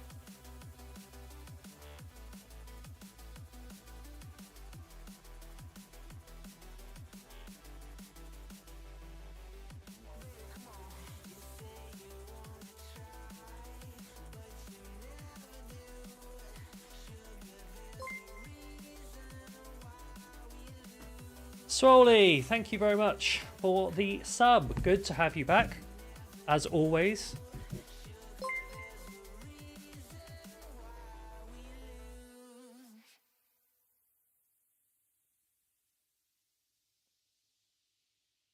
Save shields for ape. Apes together. Strong. Has anyone watched the new Planet of the Apes film? Kingdom of the Planet of the Apes, I believe. Can anyone name all of the Planet of the Apes films? There are 4 now. I'm going to take off. I've got some... Anakor, thank you very much for joining. Shout out again to Anakor for getting those battles for us, for helping to improve visibility of the PvP scene in APAC. Anakor, I will be seeing you this weekend. Are you ready with your Bologna team? Yeah, man. And hopefully, like the thing I'm about to sort out, we should have a list of players competing in PJCS this weekend, which should go up on the website hopefully tomorrow. And alongside that, we'll also have a list of all the world qualifiers as well. Very nice. As it's up to date with the leaderboard, so it'll be good. Before the weekend. All right, bless, man. Good to have you. See you. Safe for covering the stuff. See you this weekend. Right, this is going to be a tricky situation where someone's either getting caught or baited or...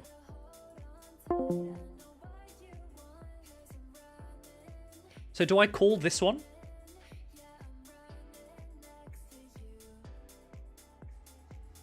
Cool.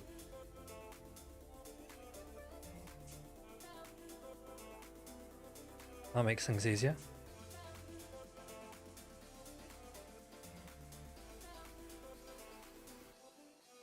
What have you got on the back?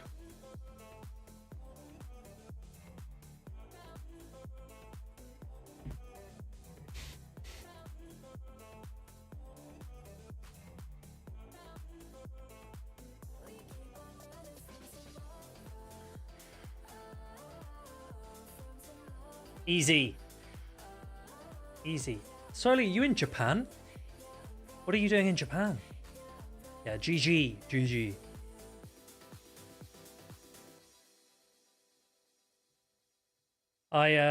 Some of you, I know you were concerned that I almost lost my Duolingo streak, which I did technically lose, but then when I did my next day of Duolingo, it just gave me my streak back. And I'm not really sure what happened there. I think maybe they know people are more likely to quit if they lose a massive streak. So they let me off. They let me have 3 freezes in a week. Crazy, unheard of. Is they swapping a mud boy into a manti? Oh, is it a Go Fest now? I didn't realise. That's soon. That's very soon.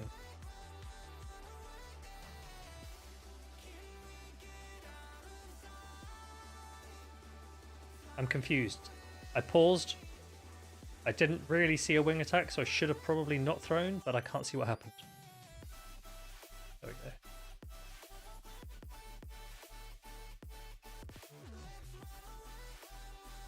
Japanese! Japanese is what we're doing. Japanese.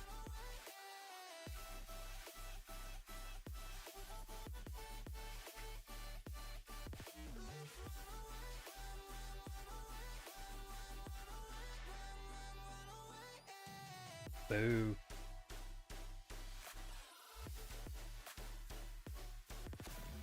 I am going to throw straight away because I've just kind of lost count as to what this is on. And I just want to land this Stone Edge. So I really hope they're not at 2. Good catch, I guess. Can I reach an Aquatail? Please reach an Aquatail.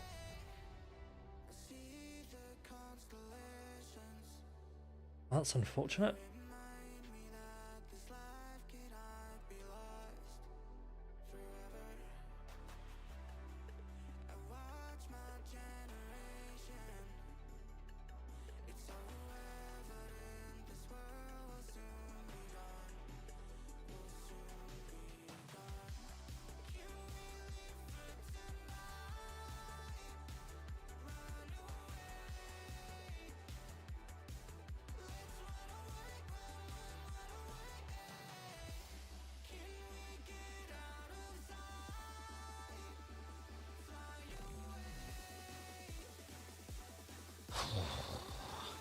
What do we need in the back?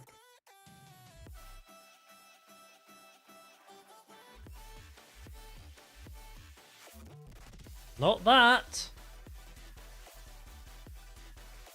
Not that.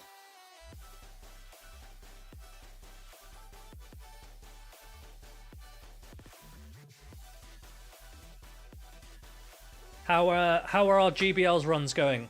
How long have we got? Is it 3 days? 2 days? 3 days? Dr. Party, how you doing?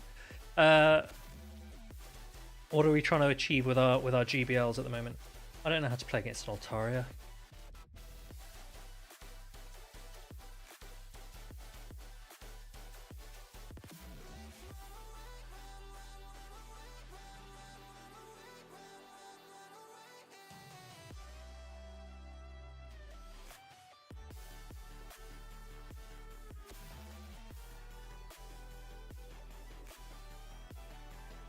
Dust collection, that's what I'm doing. That's what I'm doing. Wait, did you say lol Andrew? Is this Andrew?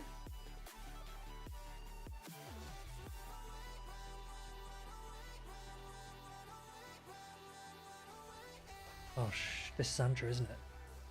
What does Andrew run?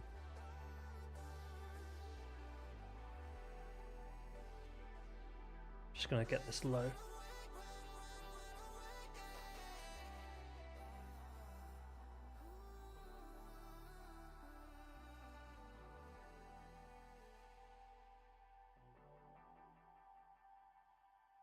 What's in the back? What's in the back?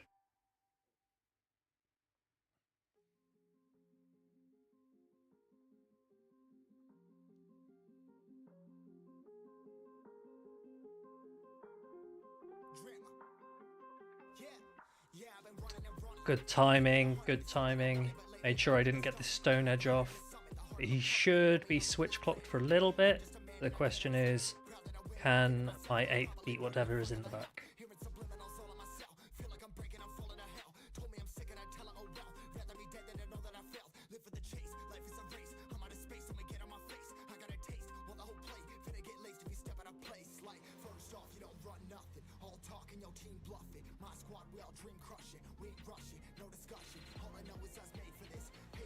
Don't think so.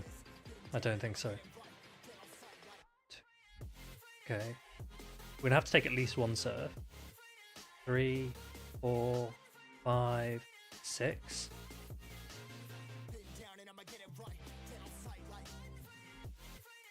Ideally, we don't take another one. 1, 2, 4, 5. Well, we're going to. Oh, we're gonna lose. Can't. Yeah, I don't think we can take out the Altaria in time. Because we have to take this Surf, which is annoying. And we might just get Dragon Breath down. No, I think we get Dragon Breath down here.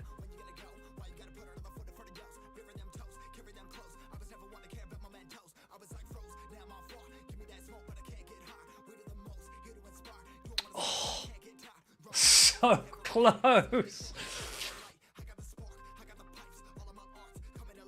That's so close. That aggressive swap from him was very good. Into the Altaria again. Otherwise we reached that. Shadow Basti Gaming, Jackaloco? You know it. You know it. Well done, Andrew. Don't message me. Get in stream. Nerd.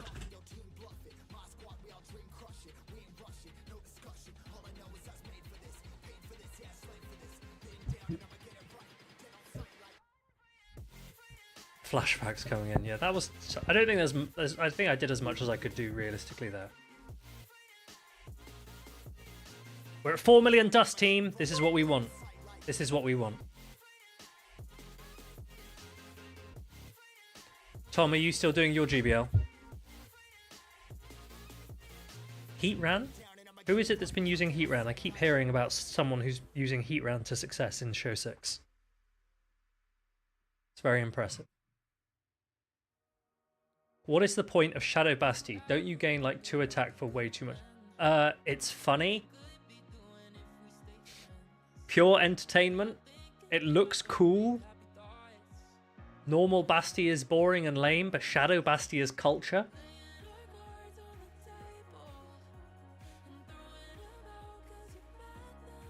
Oh, Kali Special is using Heatran? That's awesome.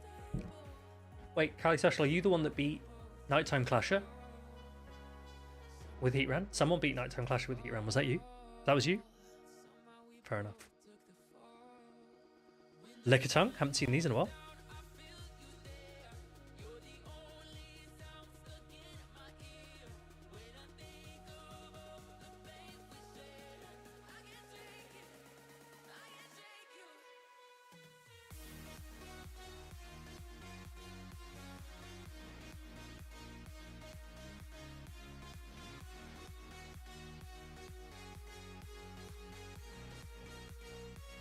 What was the lead? Lickitung. Okay, we're actually going to shield the second surf then.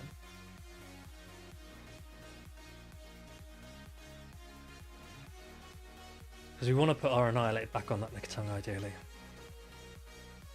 So, 1, 2, 3, 4, 5, 6. If they shield this, we just throw another Aquatail.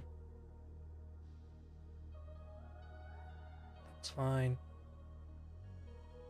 And 1 and 2 and 3, 4. We hope there's a flyer in the back.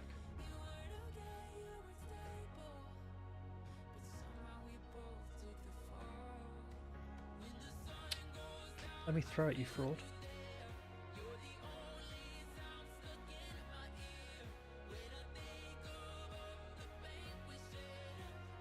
They're at the power whip.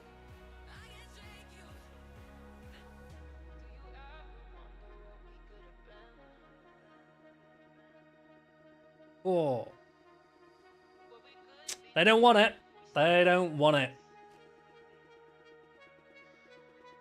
Normal Basti makes everyone hate you, but Shadow Basti makes them hate you a little bit less. I don't know. I think when you see a Shadow Basti, part of you's like, fair enough. Fair enough. That costs a lot of dust for no real reason. No real benefit, and they spent quite a lot of dust on that. They must be a madman. Have I seen that guy playing Wobbuffet in the tournament? Is that Sergio? Is that Sergio's Wobbuffet again? He disputed the third game. Rest in peace, Eric. You will be remembered. Eric is in Bologna already. Recently discovered. He recently discovered that Bologna is the home of Bolognese. Blew his mind. Said, I said to him, Eric, look at the word Bologna. Like it's pretty much spelt Bolognese. And he goes, how was I supposed to know? He said, how was I supposed to know? He goes, I tried Bolognese before I knew that Bologna was a city. So I didn't ever make that mental connection. And I was like, Eric, everyone tried Bolognese before they knew Bologna was a city. But when they learn that Bologna is a city, then you just make the connection. But he refused to accept that. Good lead. Trev. 2, 3, 4. Okay, we've got to be a bit careful with this, because if this Emp farms us all the way down, that energy is massive, so we do have to be careful. So we ideally do want to get a little bit low. 3, 4. Quiz question, quickly. Who wins CMP, Basti or Mandy? We know they're both low attack. Who wins CMP?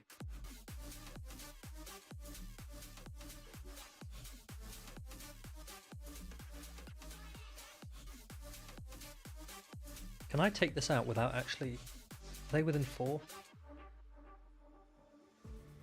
1, 2, 3, 4. Yes! Haha, huge, huge. Mandy, correct. No, this one is pretty much always Mandy. Basti's super low. Well, it might be IVs. There obviously might be some IVs. Fair enough, good catch, good catch. Giratina.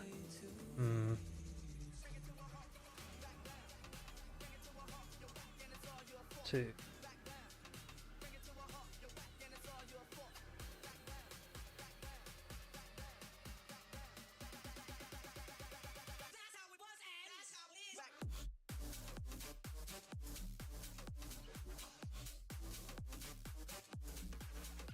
Doesn't Ominous Wind take us out? That'd be unfortunate if it does. It does.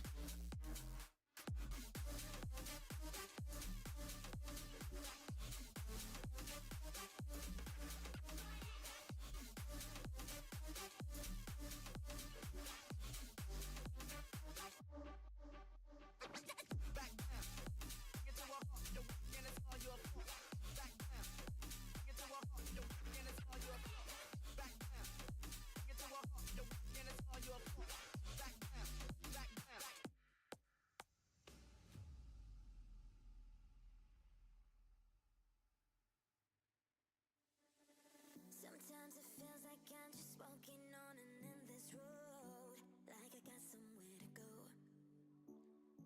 Sometimes I'm feeling scared, but I don't wanna walk alone.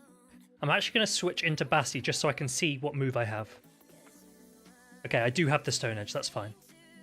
So now I can throw the Stone Edge. I just wanted to check if I have the Stone Edge, otherwise I'm going to have to throw the Aqua Tail. But I didn't want to spend too long looking at the screen to see what I have. Desynced? I was just giving you a shout out for your Shadow Quag use. We're actually using it because of you. What didn't you like about that, Maxwell? What if I lagged? Well, no, this is what I mean. So if I spend half a second to look... Oh, why drill? Yeah, fair point. Why drill peck? That's a good question. If I lagged while I was looking at which attack I have and then I tried to throw it and their Shadow Claw goes through, then I go down. Whereas if I switch, it will flash up which one I have, and I have a shield anyway, so I was like, oh, this will be fine. But yeah, they should obviously have just Hydro Cannoned if they have the attack. But Shadow Quag Desynced has performed very, very well in Show 6 tournaments with, so I thought I'd give it a try. It allows me in this team to deal with flying leads because I can swap Quag into it and threaten them with Stone Edge. So I quite like Quag. It's pretty cool. It's pretty cool. It's just like a lil goob. I'm Shadow, so I win CMP. Yeah, big feels wow.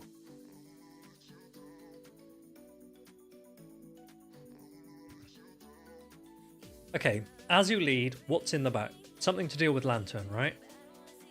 2, 3, 4, 5. Can't see because game is slow.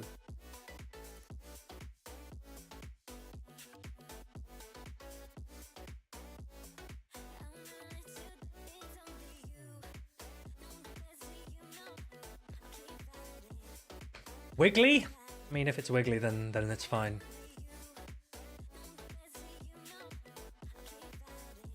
Four, 5, 6, 7, 1, 2, 3, 4.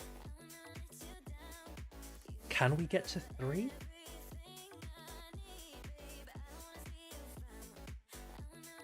Shielding the potential Hydro Pump, I guess.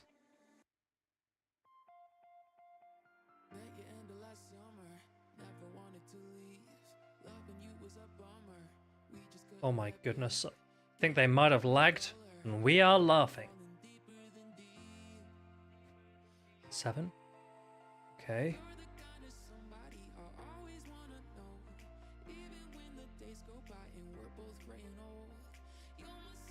You've seen EQ before? That's pretty cool. That's pretty cool. They definitely lost a counter, yeah.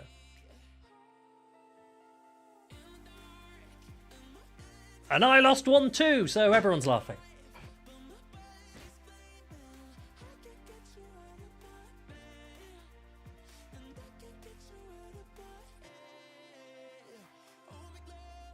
Don't have Hydro Pump. Q Quag. Awesome. Oh, damn, they have Hydro Pump.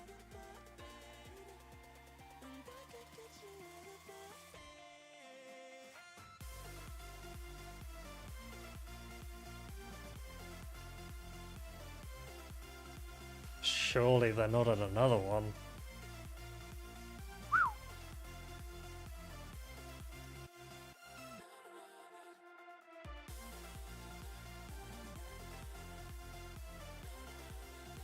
I'm pretty sure I pressed Stone Edge, but it let me take it back and press Flamethrower, so we'll take it. Ho ho, baby! Cap that. Insane. Insane. Insane. Insane.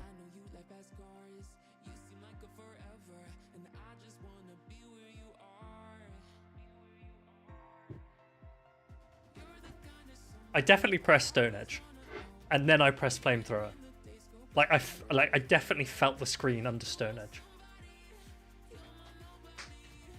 But still, Shadow Basti one-shotting a Shadow A-Slash, that is culture, okay? That is culture.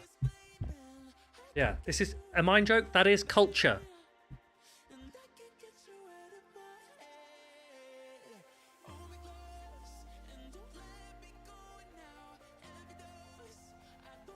Do you remember when they used to give refunds where you would like try and throw an attack? Well, I run Vig.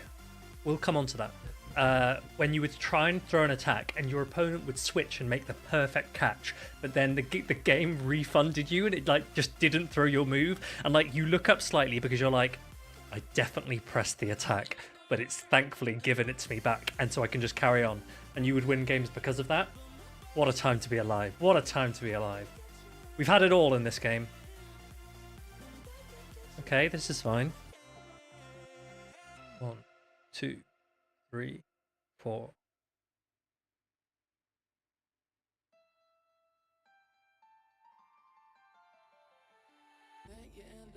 Damn! 1, 2, 3, 4. We can count to 4.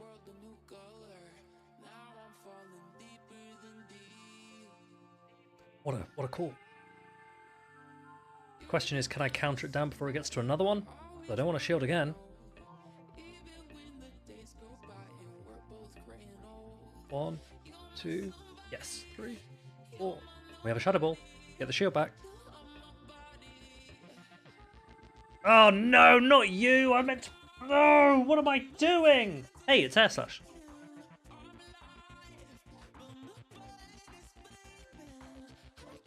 Shall I shield this?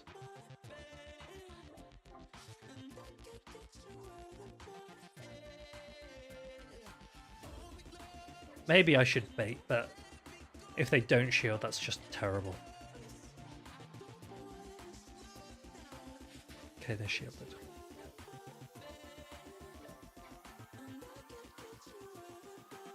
Okay, we can potentially get shields down.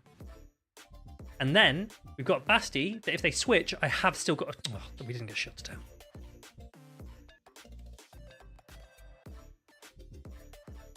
Okay, this was foolish. This was foolish. Yeah, Shadow Basti, that's why we're using it, just because I spent all of my dust on it, so I may as well do something with it. Otherwise, what a waste.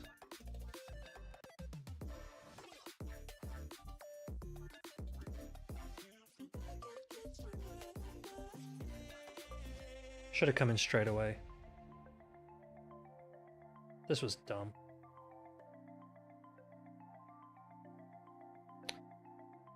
I didn't even press the next. Doesn't matter. Series of errors. If you want to see how to make a ton of errors, that was the game. That could not have gone worse. Okay. Ooh, Arcanine.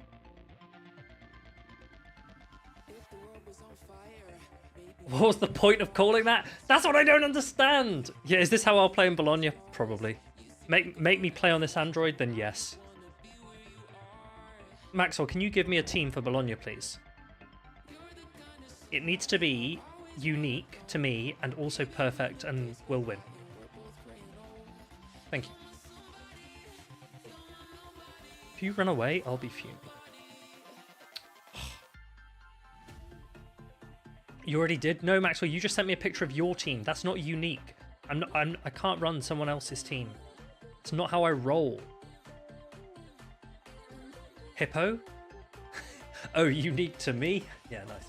Shadow camera update 2 at Bologna? Which of the top 12 does Shadow camera up to beat? Is it a fire ground?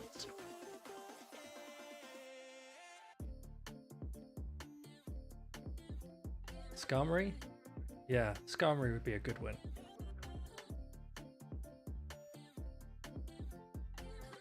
We got robbed of move changes after day 1. Did you want to see that? Did you want to see that carnage? Oh.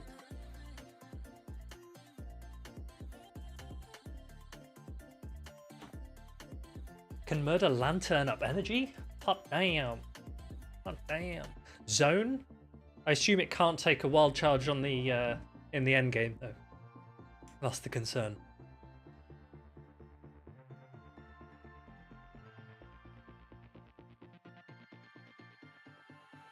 Team, we ran our first practice tournament. No, our second practice tournament in the Discord server, the OGL practice tournament. Instead of looking at this, let's go have a look at the usage. This was the... Can you see that? This was the usage. Can you see it? This was the usage in the practice tournament that was this evening on the Tomahawk server. Annihilate was top. I mean, pretty much as expected, right? In Annihilate, Lantern, Gligar, Skarmory, Altaria. But then, Umbreon had the same usage as Shadow Whiscash and more usage than Cresselia. So, I'm not saying it's indicative of anything, but given that we have been talking about Umbreon today, it's interesting that even in these practice tournaments, Umbreon... I think there were only 17 teams. I think 17 teams. So it's not like a huge sample size.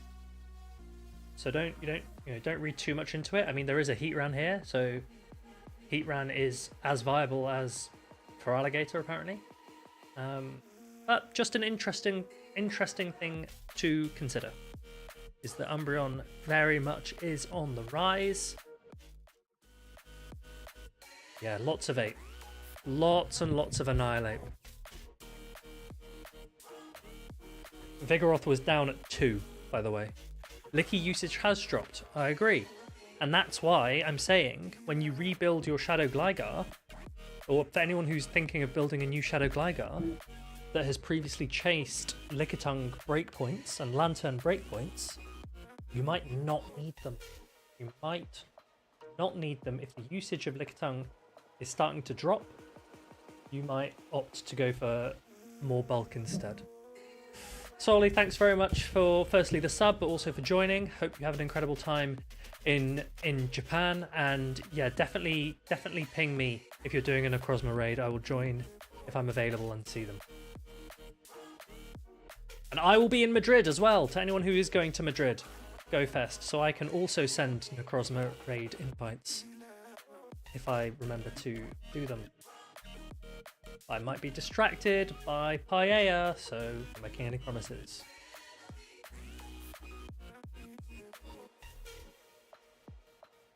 Shadow Gligar, is it in... It is in Rockets, but it's the second spawn, isn't it? So it's rare.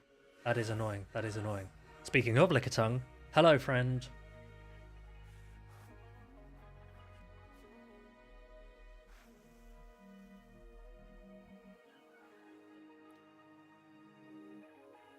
Right, what have we got in the back? The thing is, when you lead Lickitung, you can have anything in the back, right? This is a best buddy Lickitung, so I need to be mindful of what its defense stat is. Cool, fine. 1 and 2. Goodbye, Lickitung.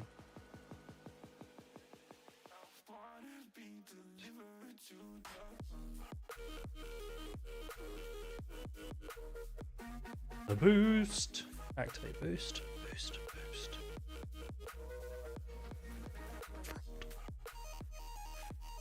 7.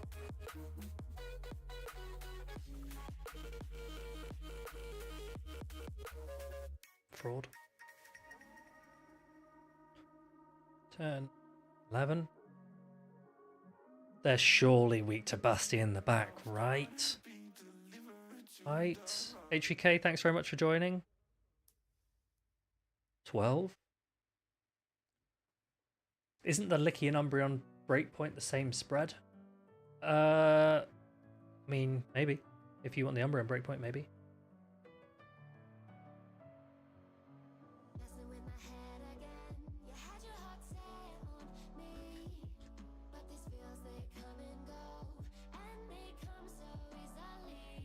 I have nothing more to say on the matter.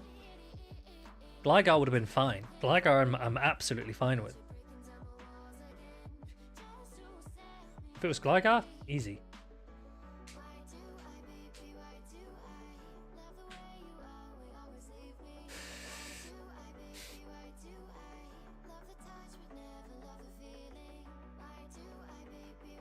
Okay, so Maxwell has sent me a team. Maxwell is aware that Paul Ashes has invited a rise in usage of the very exciting Shadow Magnezone. And so many players might be going into Bologna thinking, you know, I want to build a safe team, but I don't want to be too weak to Shadow Magnezone, you know.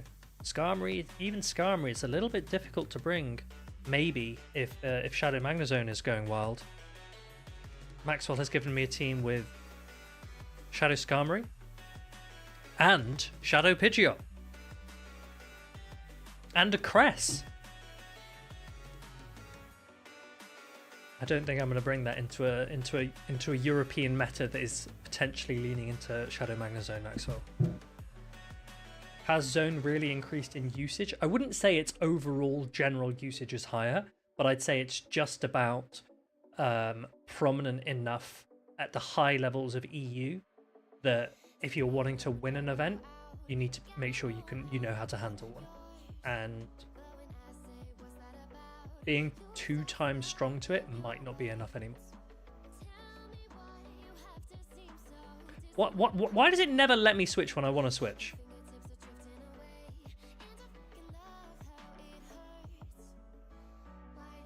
It does need to be unique to me, but I don't think Shadow Pidgeot is the play at the moment.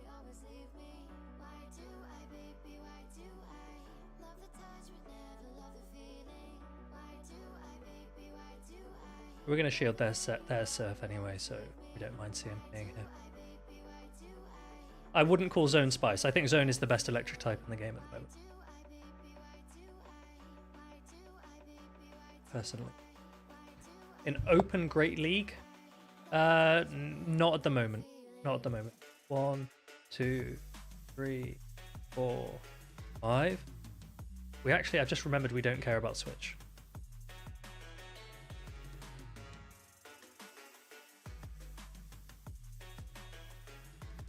One, 2.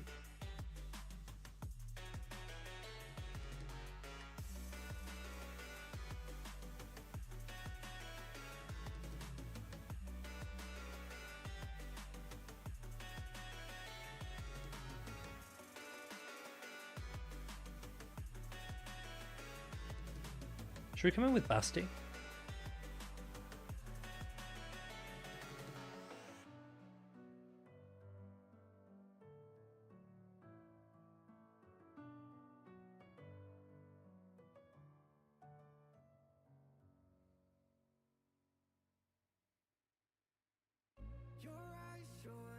1, 2, 3, 4, 5.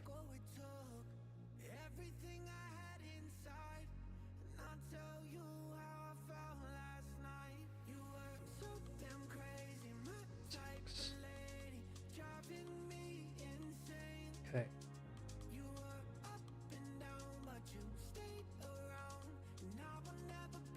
1, 2, 3, 4, 5, 6. CMP. Nope.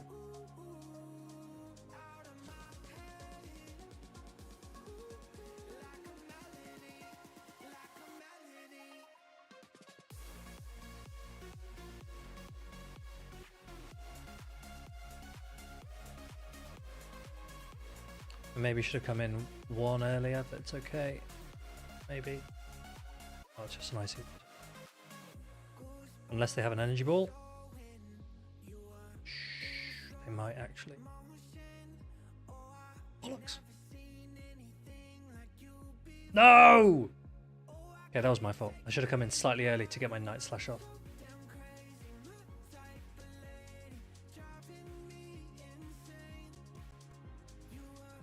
It was close. Do I think Shadow Pidgeot is viable? Okay, I'm going to say no. And I'm going to say no for a couple of reasons. One,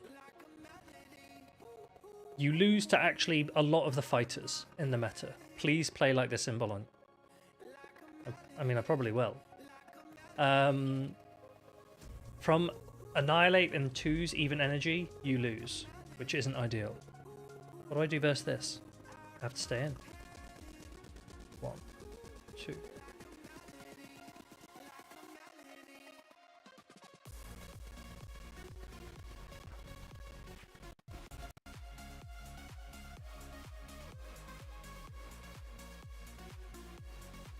Gust, Pidgey. No, I don't think so. Turn.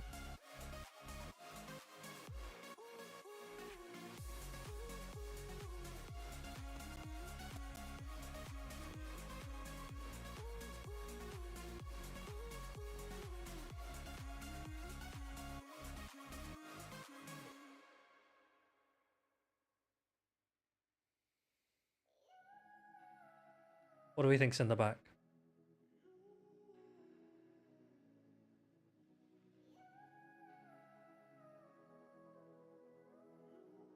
I assume I go down to 1 Earthquake here, which isn't ideal.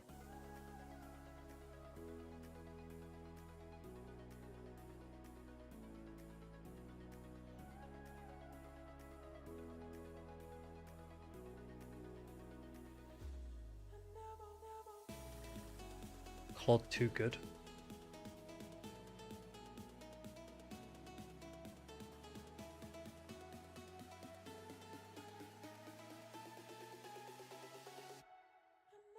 Problem is, I need my switch clock to actually expire by the time we come out of this battle. 1, 2. Which I don't think it will.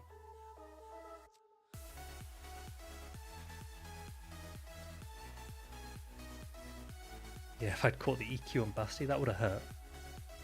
1, 2, 3, 4. The frame drops. Yeah. We get good frame drops here. 1, 2, 3.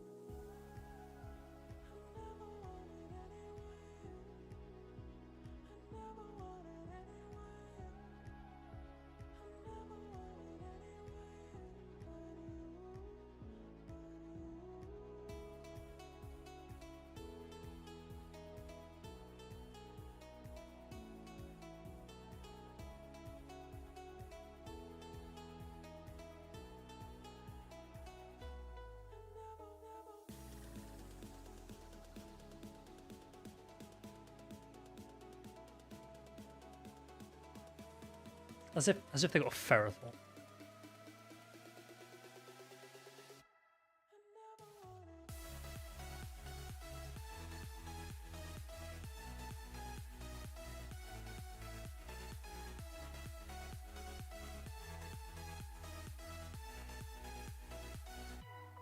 Yeah, flamethrower, but they're going to have an attack, so I can't even do that.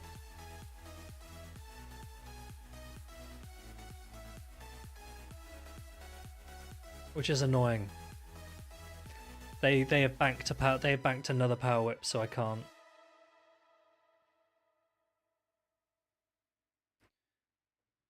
And the game didn't break to let me win, which I will appeal.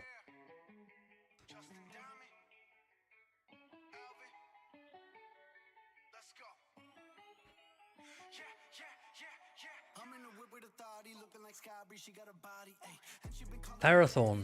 Is Ferrothorn an option for Show 6? What do we think? What do we think about Ferrothorn for Show 6? If you run Thunder... What's the Skarmory matchup like with a Ferrothorn? Obviously you just need to land 2 Thunders. I don't actually know how that works. In even shields. Okay, we're going to come in with Quag. Okay, Quag. 1.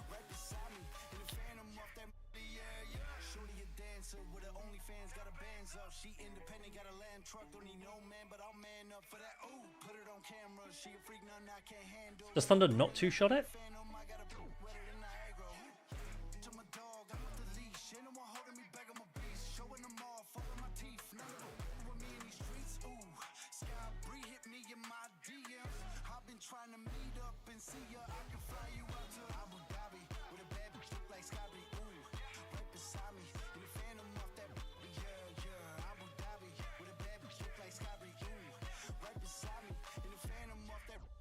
Grass Electric is great coverage.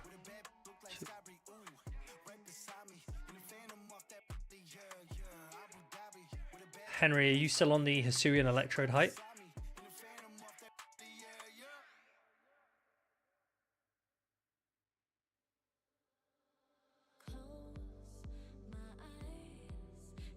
I'm being sniped. Also lag.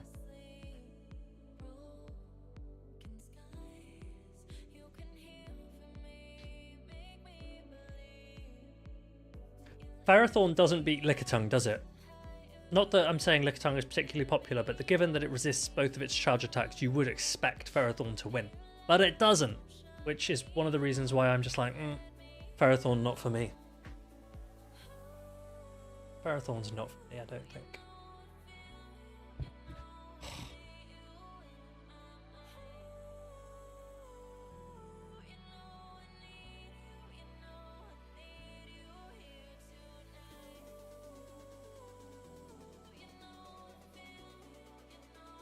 What are these? What am I? What is this?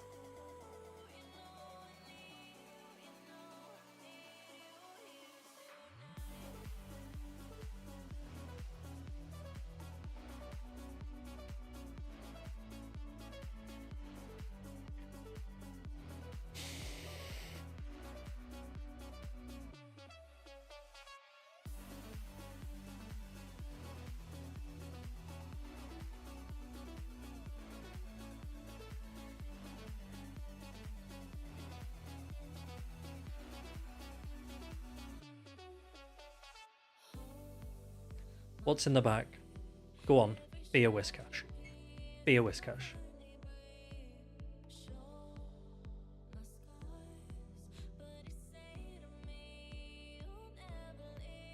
Okay, Water Pulse.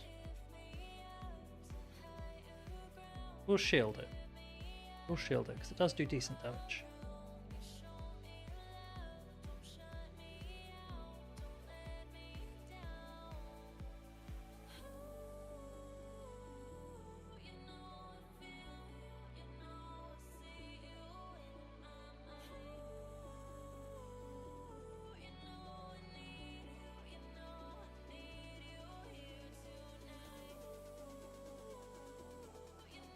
What? Because we faced 2 Mantine grass teams? No, I don't know. Maybe people just like this. 6, 7.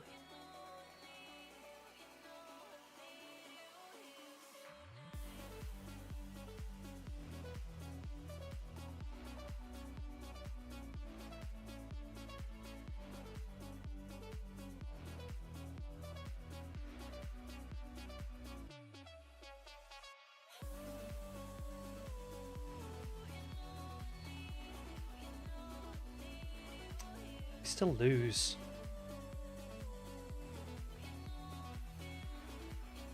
Because I'm just going to get water pulsed again.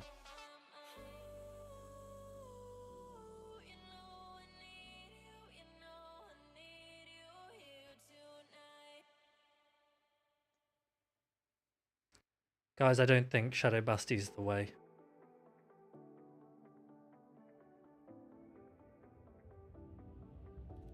Although, if they were running Ice Beam, we'd be laughing. Okay, thoughts on... I was going to say thoughts on Mantine, having just told everyone that Shadow Zone is something you need to watch out for. But thoughts on Mantine. What do we think of running in Show 6 Mantine? Because it does see some success. And it does core break Fighter Mudboy very, very well. Probably better than anything does. As long as the fighter's not big. Hope the sets are going well. BLZ Biddy. We keep facing Core Breaker followed by Core Breaker, which isn't ideal, but it is just the way the game goes. So not too bad. Hope you are well. Hope you are well. Yeah, Lantern is quite high usage. But then again, everyone uses Scarm. So what's the difference? What makes Mantine any worse? And at least now you can run Water Pulse so that you're not even walled by the steals. Did you know you can land a Water Pulse on a Shadow Magnezone and win? And I only say that because it happened to me. And I was very ashamed. Oh goodness, let's not go 05, please.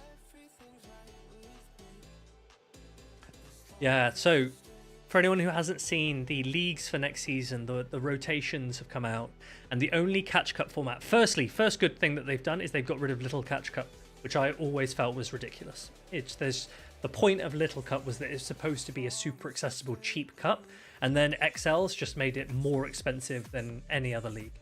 So I'm glad that Little Catch Cup's up is gone, and then I'm also glad that the Catch Cup format that there is alongside all of the other leagues. And the reason why that's good is that anyone who wants to just play whatever league they want to play has the opportunity to, and anyone who wants an opportunity to climb by taking advantage of things that they might have invested in the season that let's say more experienced players haven't invested in that season, then you've got an opportunity to maybe have a run through Catch Cup. And just as an example, let's say you haven't built a Lickitung yet, you build it in the incoming season.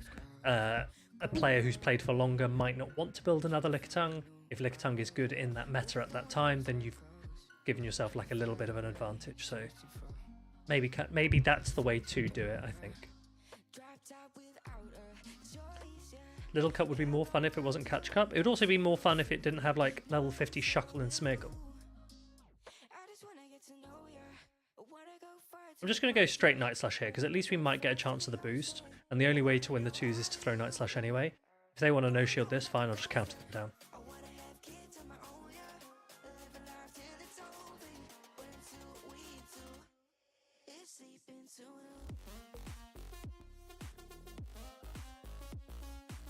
They're going to catch it, that is also fine. They have gone for a CMP.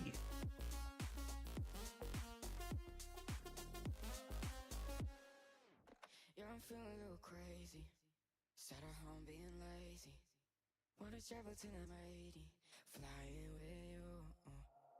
Wanna take on the world and do something. Would you by my side like it's nothing? Wanna buy you. What do you reckon's in the back? Wanna find you, drop top without a choice, yeah. Hair blow round to the window, singing stupid noise with you. I just wanna get to know ya. I wanna go far to the coast, yeah. I wanna dive fast to the ocean. What do you reckon's in the back? What do you reckon's in the back? Oh, Pico, thank you very much for the sub. They're at 10. 10. 3.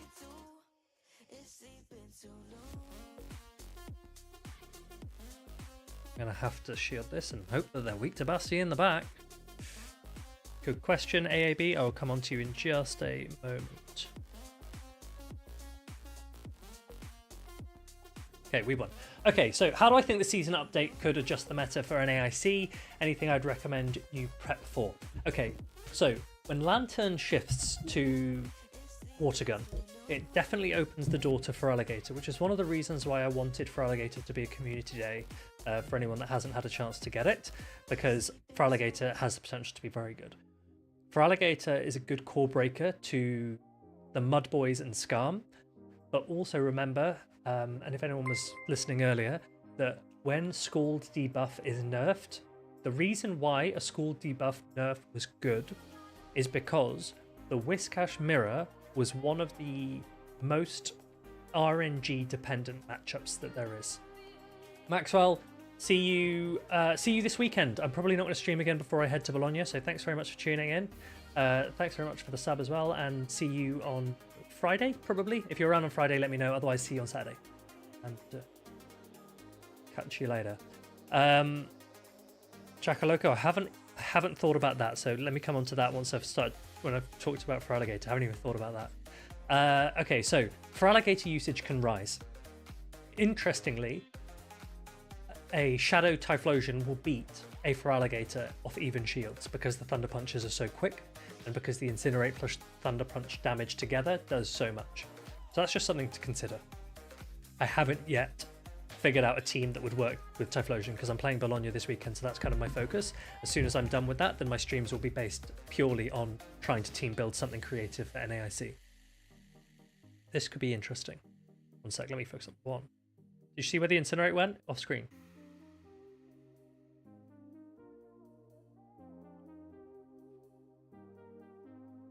I actually could have got an Aquatail off there, which is kind of crazy. I just want to get shields down, I think. So,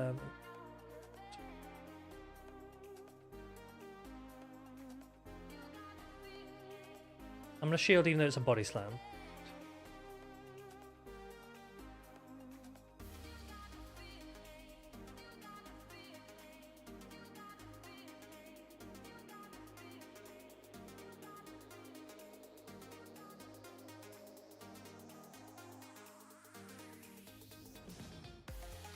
I wonder if we can flip switch. If we can flip switch, that's massive.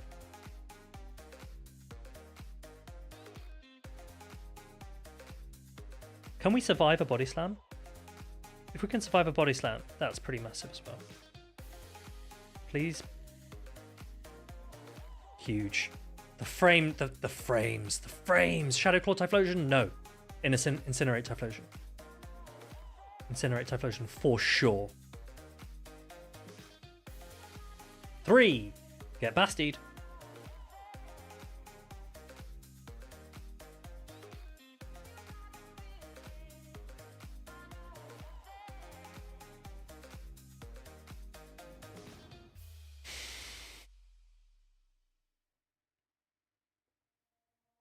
Please don't get debuffed.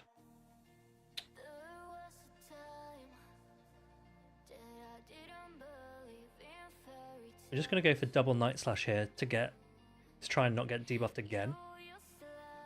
Well, actually, no. If they shield, then... Why didn't you let me throw my next one? Okay.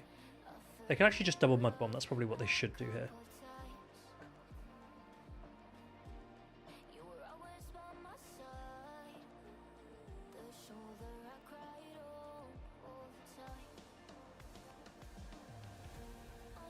The game.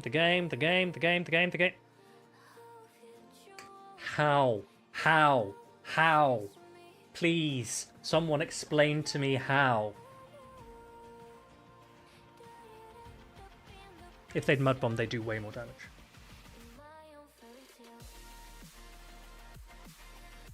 I don't think it makes a difference because they can double Flame Charge, but also I had the Night Slash. Oh, no, they flied instead. The game! Don't play on Android, folks. Trainer, fly, double resisted. Fly, Brave Bird. Fly Brave Bird moveset. They should just Brave Bird. Wait, hold on a minute. If they have 50, they should just get to 100 energy and then just immediately fly Brave Bird Fly, right? Together. See, the game made me win. I don't know about that. I don't know. iPhone is no better. The games don't. Brilliant. Brilliant. Okay. Yes, you can't run Thunder Punch Gudra, but you can run Thunder Punch Typhlosion if you want. The difficulty with Typhlosion is, if you remember me telling you about Show 16 building and which roles each of the Pokemon need to fill, Typhlosion's a tricky one to fit in. The only role it can fit into reasonably comfortably is as the Steel substitute, because it resists Fairy. So if you're running Fire instead of your Steel, then you don't resist Dragon, which means you probably need to run your own Fairy to resist Dragon. That way you can resist both Dragon damage and Fairy damage that a Steel type would normally do.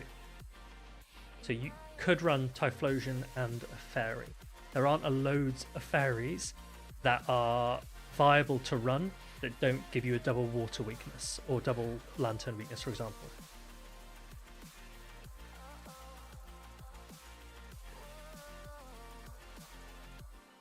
In my own fairy tale.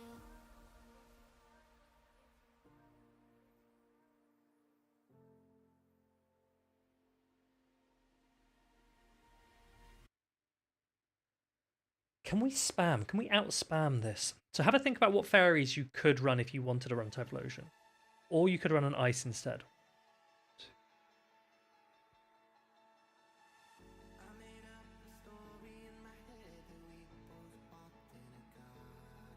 This maybe should be double Aquatail.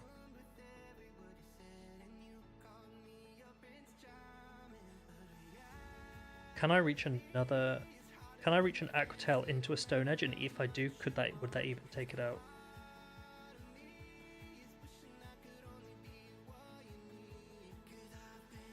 I need them to shield this, and then if they don't shield, I just throw another one. If they do shield, I go for a Stone Edge. Will I reach it? Nope, didn't reach it. Okay, we just farm this down and hope that they played ABA weak, and if they played a fighter in the back, that's all we can do. I can't give any opinions on Swift until we know... Wait, do we know the energy? Do we know the energy on...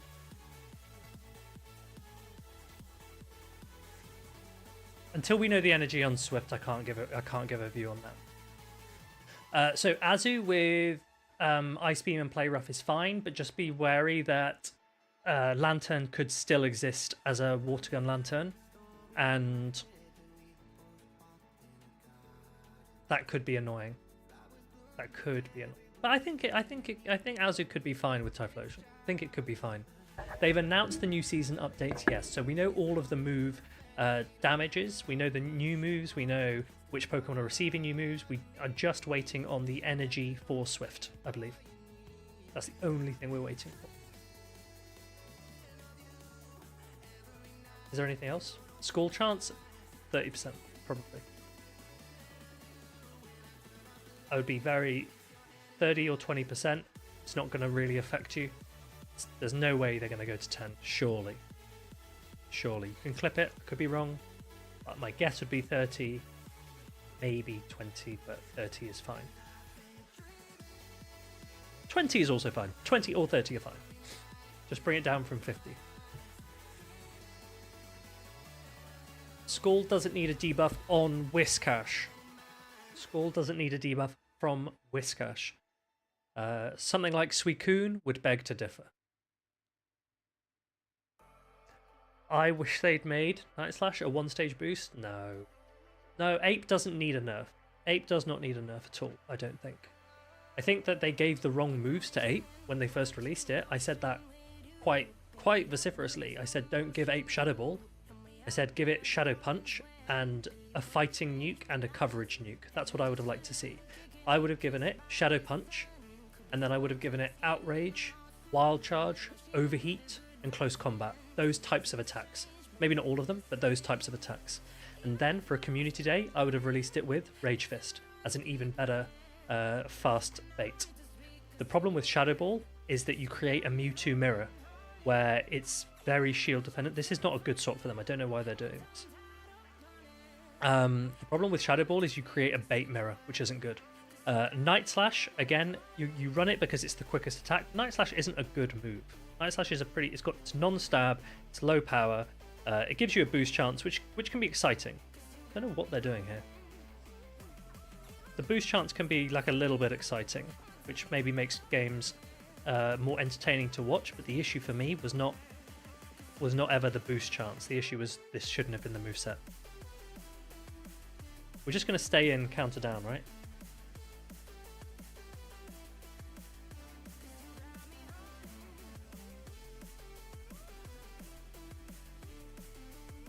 Yeah, we'll keep alignment because we want to make sure Basti's where we want it to be.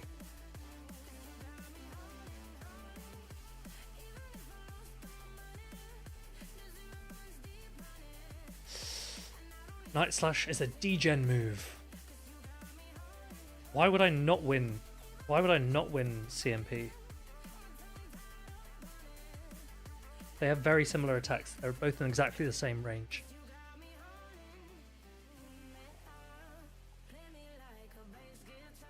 Yeah, but you don't even need a Licky Slayer Ape. Like, for alligators in like the 1-2-2 range, that's very similar to what.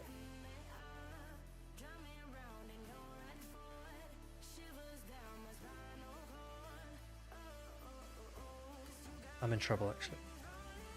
If they throw the aerial ace here, I'm in trouble.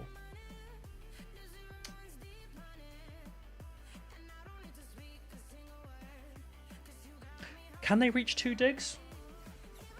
Oh my goodness. They're a non-shadow.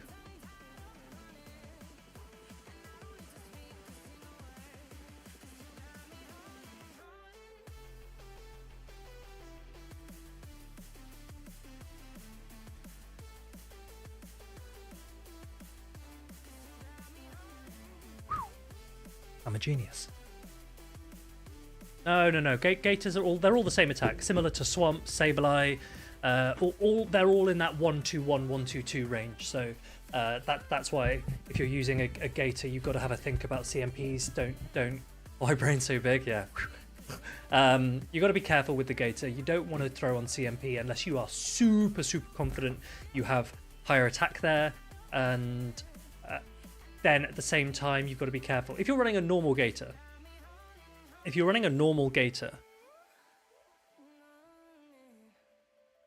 you might choose to do so because you can counter swap into a Gligar. But if you don't have enough HP, you will still lose the 2s versus Shadow Gligar.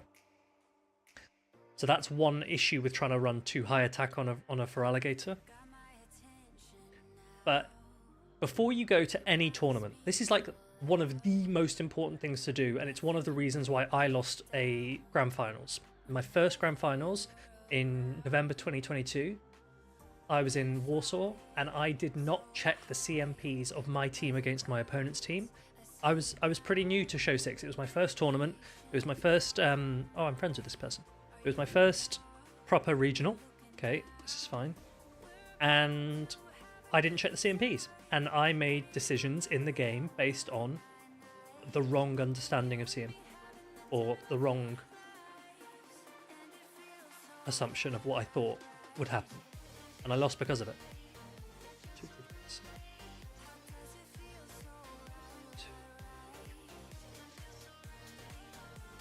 6.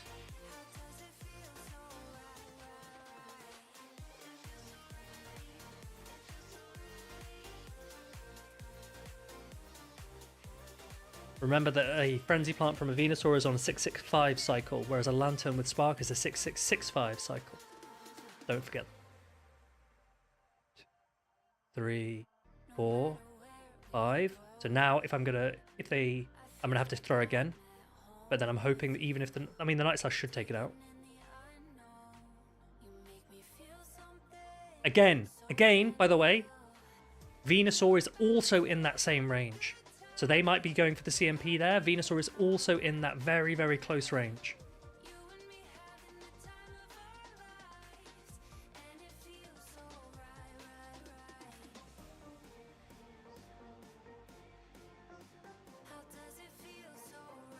What do we reckon's in the back? I don't really want to take a drill run on Basti, so I'm going to come in with Quag. But what do we reckon is in the back? You reckon Azu? How do I get the IVs of the enemy mons? In my head. All of them are in my head.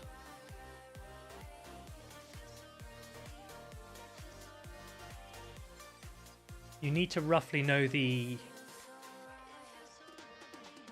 7, 8, 9. You need to know your rough attack stats of the Pokemon that you use and how they do against the meta. You don't need to know every Pokemon. How did you know? Elliot, how did you know? What a call.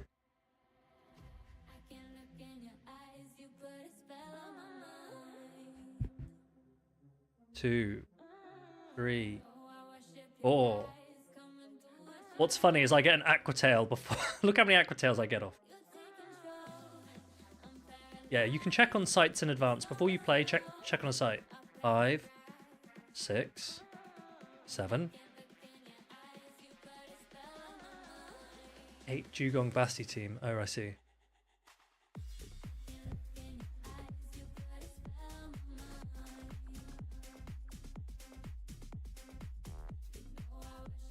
%60 of mons are in the 119 to 124. Yeah. Skeledirge with any attack also gets into that range.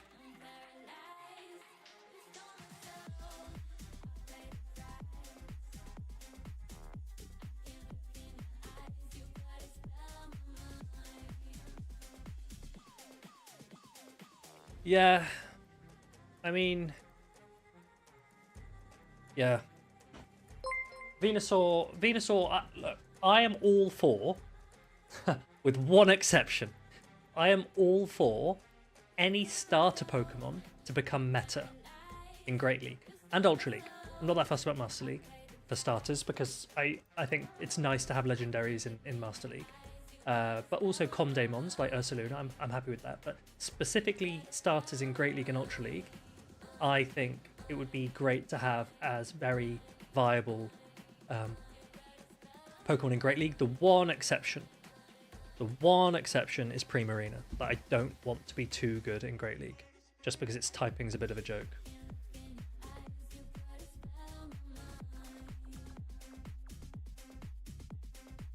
Sorry, what? Is this a Basti in the back again?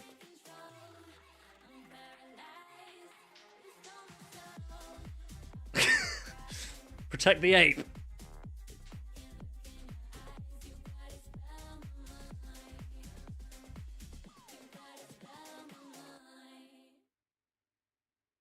I guess we just go... We can no-shield this Icy Wind. Oh, maybe we should. Don't do... What's the point of... What is the point of trying to switch if the game doesn't let me do it? Try to save that Shadow Ball. Where are my frames? Alright. We lost a lot of energy there. Can we make up for it with a Basti Mirror in the back? Maybe not.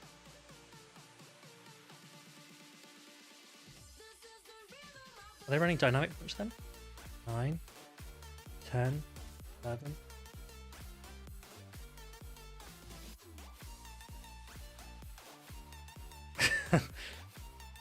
Gosh, damn it, is damage. Thank God.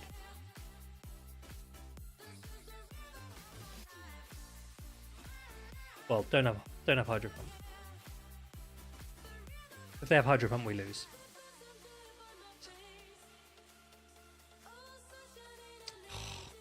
Oh.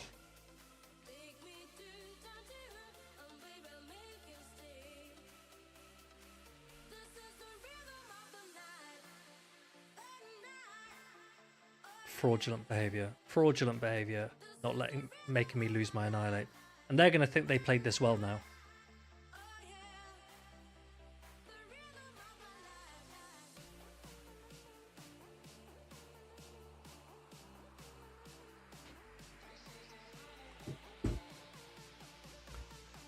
Ah, game. Good game. It's a good game.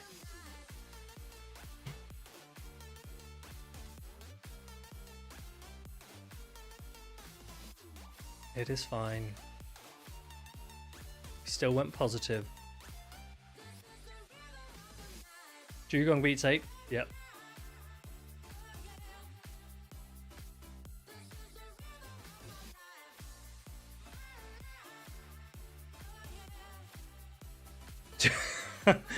Do I think counter low kicks would win that game? No. The problem with... Okay, here is something that I want you to think about. I want everyone to think about this. Have a think about how efficient your fast attack is into your charged attack. Just use the star piece. Does anyone want to send me a battle? Does anyone want to build me a team for Bologna? Should we build a team? We could build a team. Okay, here's a funny one. If we were to build... Thank you, Sergio. If we were to build a... what do we want to use? Sergio, let me know when you've locked in a team, and then I'll put a random team.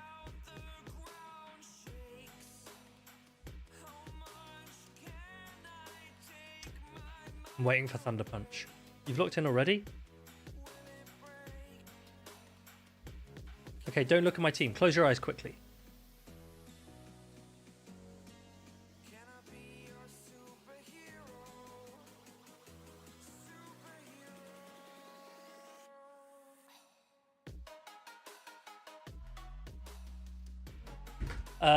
Was Eric here?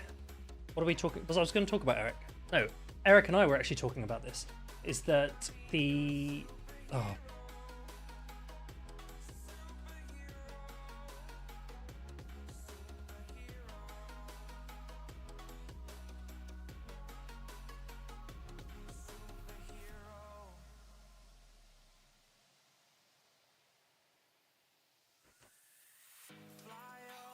Okay, I'm gonna lose to this.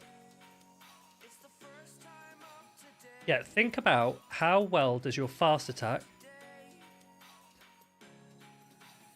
go into your charged attack.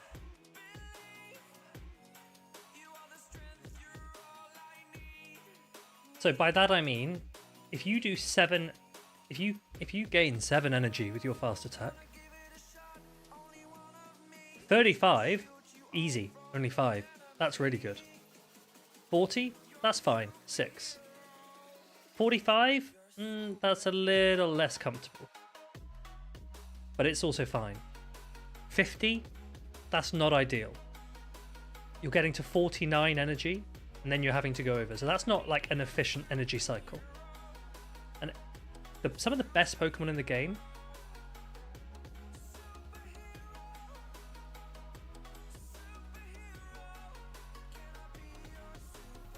how do we deal with this stupid thing? It's going to be an Alolan Sandshrew. The year is 1991. Birds and people are living together in seemingly perfect harmony. Until one day, a young man catches fire. This is Phoenix.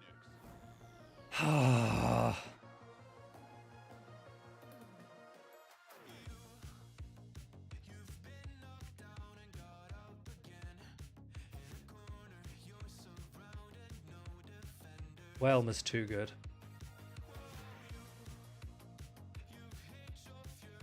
You got a Hundo Necrozma? Henry, can you send me a picture? Can I show it on the stream? Can you show us a picture of your Hundo Necrozma?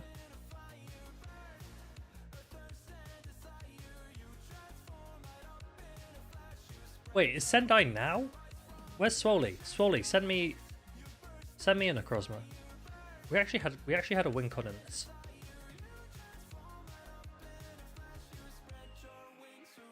What the heck? How's that so bulky?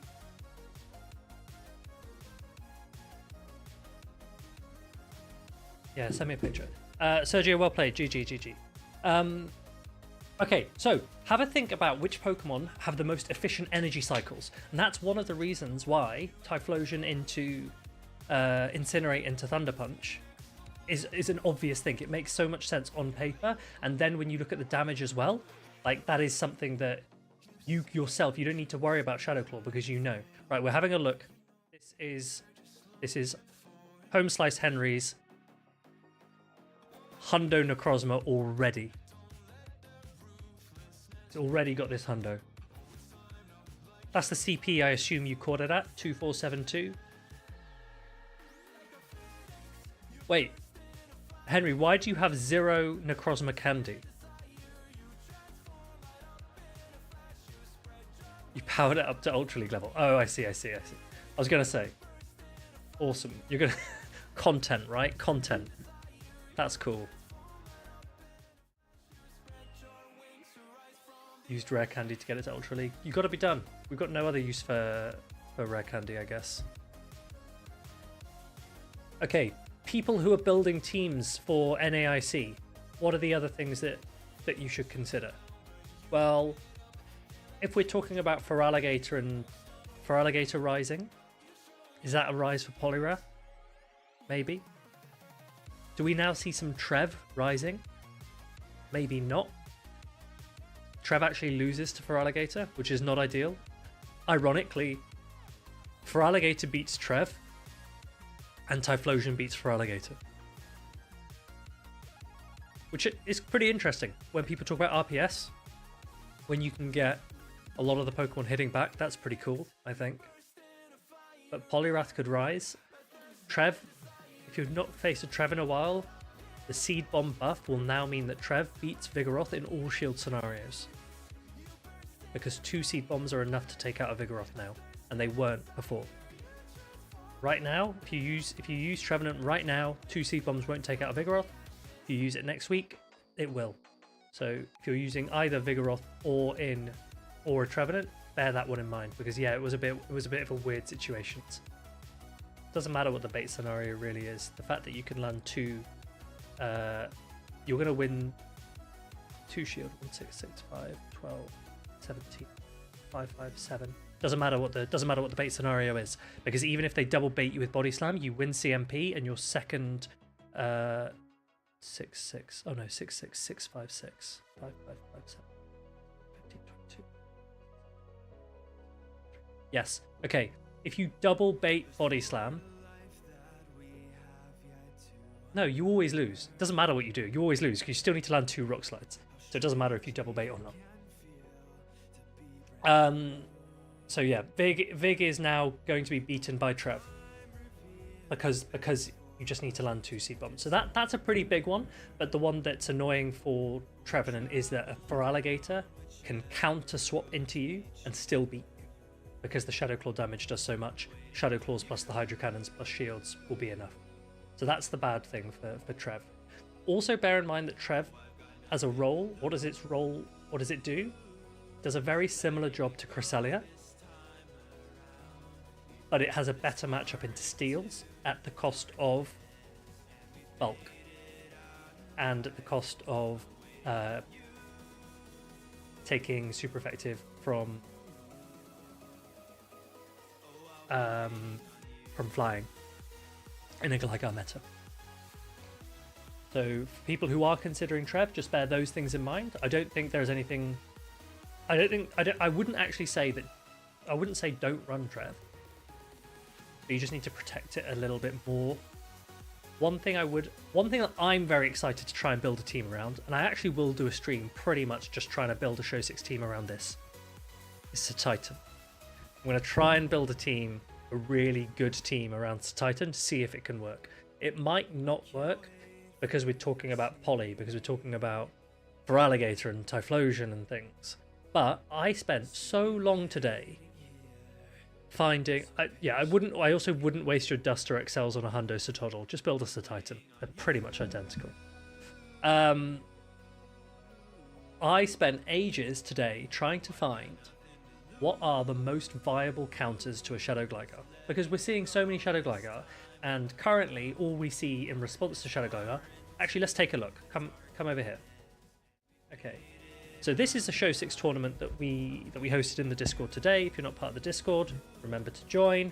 We're going to try and host some tournaments as well, so that there's a wealth of tournaments available. Obviously, Martine hosts tournaments as well. If you're not doing those, do those too. But he obviously can't host them all day, every day. So at least there's now better opportunity to play at times that are more suitable or favourable for you. This was one that we had today. Also, any tournaments that are in my server, I will probably keep the team sheets open for a couple of reasons. One reason is realistically, anyone can enter a tournament and then you can see the teams of anyone anyway, so they're never truly closed. So, you know, you just need someone to enter the tournament and they can take a screenshot of all the teams anyway.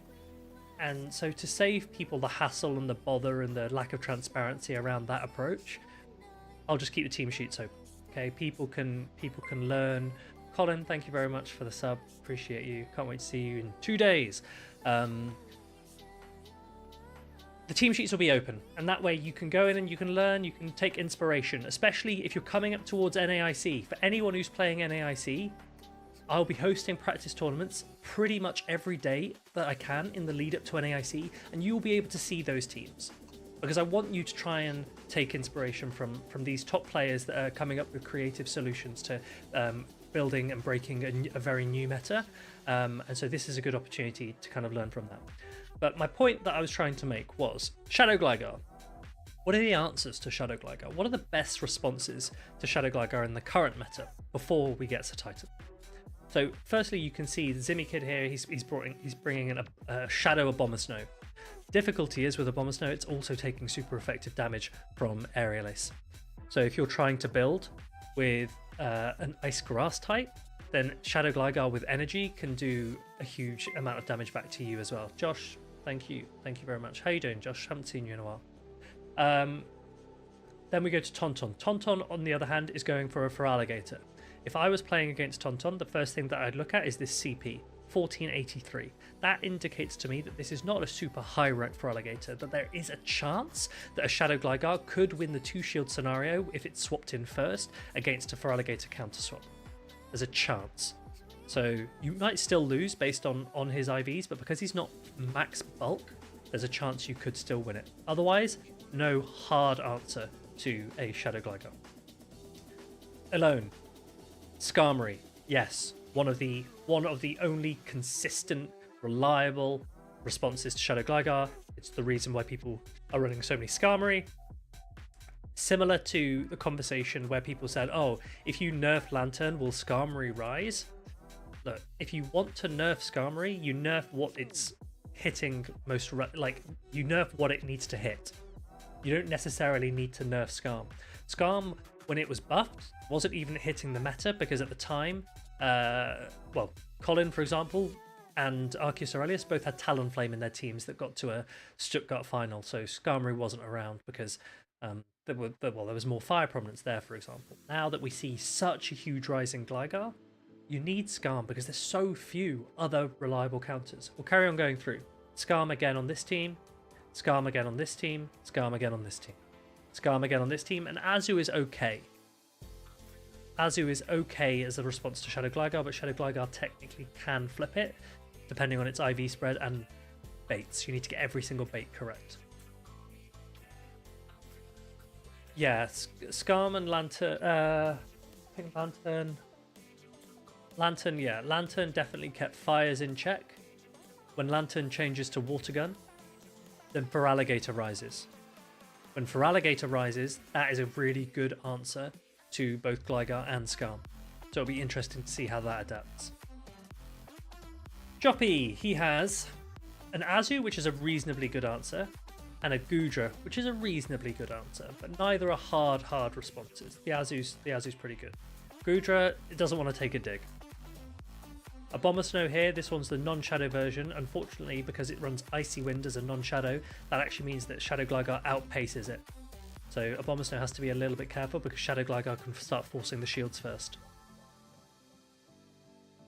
Here, I've never considered Heat Ran into Shadow Gligar, but I imagine with shields, you might be able to put in some work because you're at least resisting the aerial aces, but if they bait you, you're in trouble.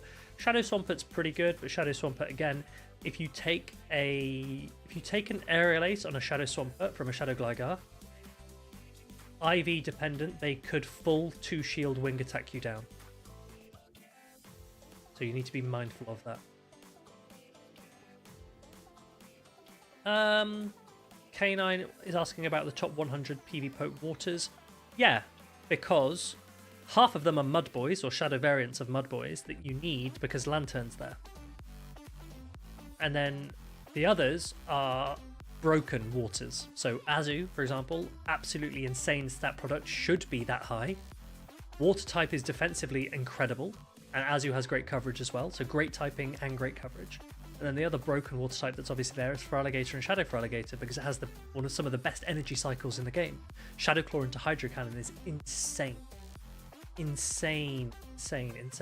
Shadow Claw to Hydro Cannon has such a high energy cycle damage cycle output that with shields, Feraligatr is flipping pretty much like almost anything that isn't hard walling it. Even an Azu, Feraligatr wins. Dugong, Feraligatr wins.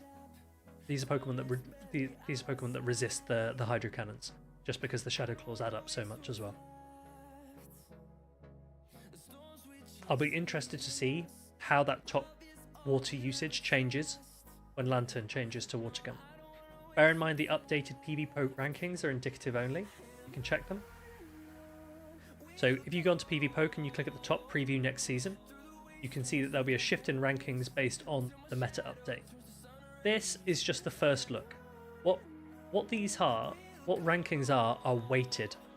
And so greater weight is given to Pokemon that are used more. So a Gligar, for example, will have higher weight. Skarmory will have higher weight. And that can influence what this rankings look like. So after a few weeks, I would expect PV Poke to update the rankings based on what we're seeing high usage of. So for example, if we scroll all the way down, I can't even remember where it was ridiculously far down, but Typhlosion was somewhere down in like the 200s. Here it is, 244, 245. This could easily change. Don't look at Typhlosion here and think Typhlosion is bad because it's 244, 245. That's just not how these rankings work. I remember there was a very good example when we were in Master League, and Master League at the time was a Dialga meta. It was every single team had a Dialga, and when you went onto the rankings, Dialga was like in 27 or something ridiculous. I mean, even now, Dialga Origin is ranked 23, and it's probably the best, if not the top 3 or 5 in the meta by a long way. But for some reason, it's ranked 23. So don't look at these PV Poke rankings and think, oh, I have to use whatever's at the top here. Like, how often do you see a Dragonite at high elo in Master League? Not that often. Not that often. Altered? Barely ever. But in these sims, they just perform better, and so that's why it just rises up the rankings. So this is the Great League new rankings. It's saying Registeel is the top. No chance. No chance that Registeel is going to be the best Pokemon in Great League. Feraligatr beats Registeel in the 2-shield scenario. Annihilate is beating Registeel. Gligar is beating Registeel. You've still got the Mud Boys. They're not going anywhere, right? Shadow Quagsire is still up here. Swampert's coming. I wouldn't worry about these rankings too much. I'm also waiting to see how Goodra with Thunder Punch. To what extent does that impact the prominence of these waters? We'll see. We'll see. But anyway, my point back on the Shadow Gligar is that there are not many reliable answers to Shadow Gligar, which is why it is so safe, which is why it is so popular. And Dugong is one of them. Shadow Skarmory is one of them, and those are probably the most popular ones. So Titan will give us something really quite interesting versus Gligar. So I'm going to show you the Titan matchup versus Gligar. This is why if you don't have one yet, try and get one. Okay, so what we're going to do is we're going to assume that they safe swap their Shadow Gligar. So we're going to put a 1-turn switch delay on the Titan. It comes in slightly later. And if we press battle, I'm just going to sandbox what's going to happen. So the Gligar comes out first, so it gets its first wing attack through. And if it wants to go all the way up to a dig here, then actually this Titan will reach an attack first. Because the Titan with Powder Snow into Avalanche reaches it in 6, and Gligar needs 7 for a dig. So the Titan can actually hit the 6, and then it can throw, if it wants, a Body Slam. So we're going to sim that here. 1, 2, 3, 4, 5, 6, and it throws a Body Slam. Now, the Shadow Gligar's got energy, and if it doesn't shield this and it is an Avalanche, then it's getting knocked out straight away. That's obvious. But let's say it no shields, right? Let's assume the worst. Let's say it no shields your bait. Here, this Body Slam here. And then let's see what happens. Let's say it does throw a dig. And you don't shield it. You actually just carry on and farm that down before it gets to another attack. And you come out with an Avalanche. Let's say they throw an Aerial Ace. Freed, they might throw double Aerial Ace. Okay, let's go Aerial Ace. Throw an Aerial Ace. You throw Body Slam. You still farm them down, come out with an Avalanche before they get to a second move. That's insane. That's so good. That's what we need. That's why I want to build a team with Titan. Because that matchup alone is sick. An Avalanche is... Does anyone know what Avalanche is a clone of? What move is Avalanche a clone of? Is it the same for Sotodle? Do you really want me to check Sotodle? That's right, Sergio, you're right. Avalanche is a Psystrike clone. It is 45 energy for 90 damage with a DPE of 2. Which is not a Dragon Pulse clone, no. We can check Sotodle. So we're going to give ourselves a level 51 Sotodle. We're going to run the same battle here. We're going to throw a Body Slam. We're going to no shield. We're going to no shield the bait. Sure, no shield it. They're going to throw an attack? Sure, let's tank it. Let's say a dig. Yep, that one's fine. Say an Aerial Ace. Yep, that one's fine. It's the same. Sotodle and Titan basically have the same stats. If you want to compare them, we can have a look at that here. Titan has 5 more attacks, so this 113 to 118 will take it above a certain Pokemon CMPs.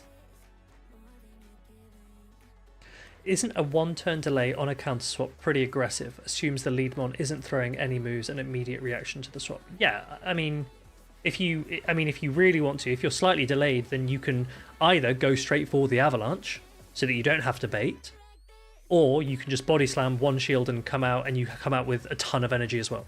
So if you're not super quick to the reactions, don't worry about that. Like, you're still in a very dominant matchup. The Sotodle versus Titan. So yeah, this example, the best example for this is was thinking Gligar would get to the first move. What, for dig or for Avalanche? Because you would CMP and you win CMP against a Gligar. Okay, so Titan has 118.4, Sotodle has 113.2. So you are going to win certain CMPs with Titan that you wouldn't win with Sotodle. Examples include Guzzlord, Charjabug, Vigoroth, Wigglytuff, just to name a few. So that's something that you should at least be mindful of. But you have slightly more defense and slightly more HP with the Sotodle, which gives you 50 total stat product in bulk. It's technically 50,000, but 50 more stat product. So yeah, Sotodle is bulkier. If you're dust rich and you're XL rich, sure, go for it.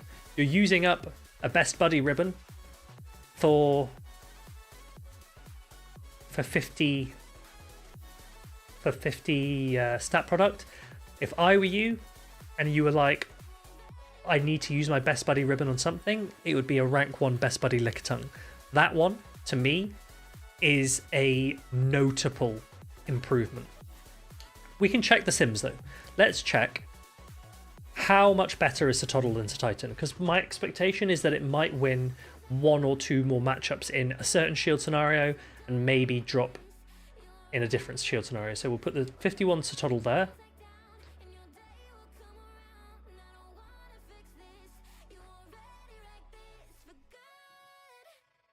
We'll put the Sir Titan here. And bear in mind, this is not going into any IV spreads for a Sir Titan. I don't know what fancy IV spreads someone might find at some point.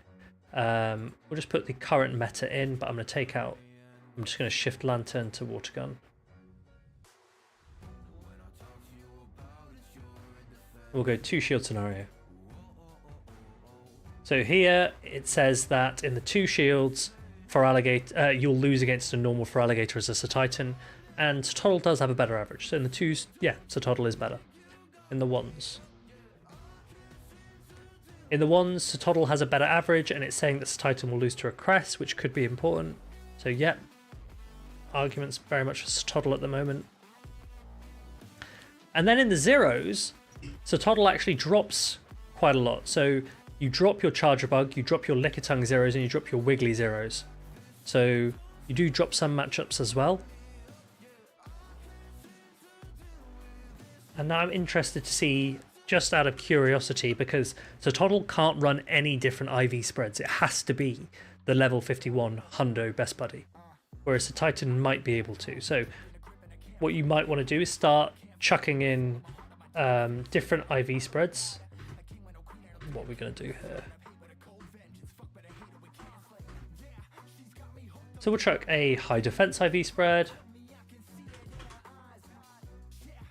It's already got pretty low defense, so I don't know how relevant that is. Let's chuck a high HP one.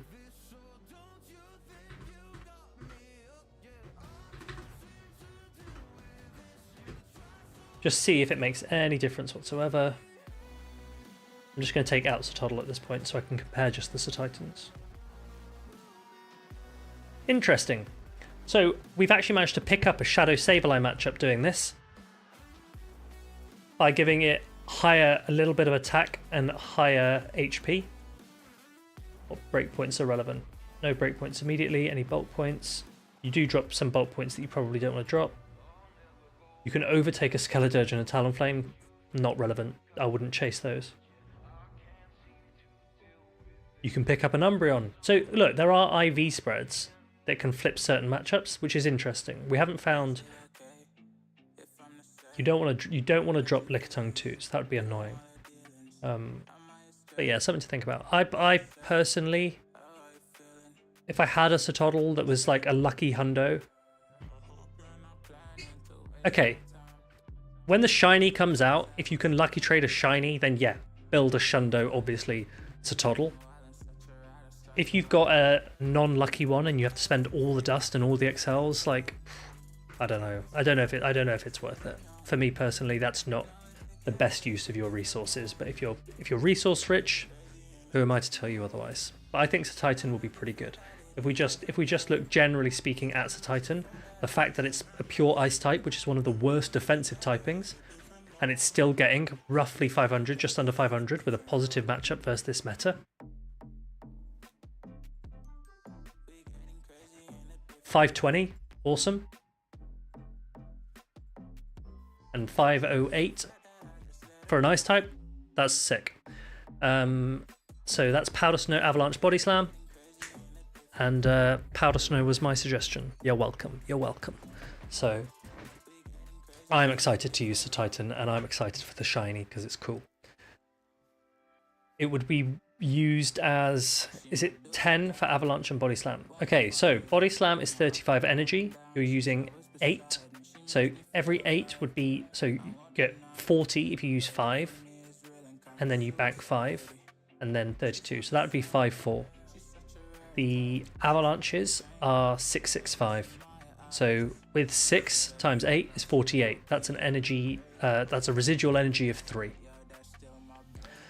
If you do 4 Powder Snows, that's 32, plus the 3 is the 35 you need. So this is a perfect example of when I talked about efficient energy from fast attack into charge attack. You do 6 and then 4. Otherwise it would be 5-4 to do Body Slam, Body Slam, Body Slam, or 6-4 into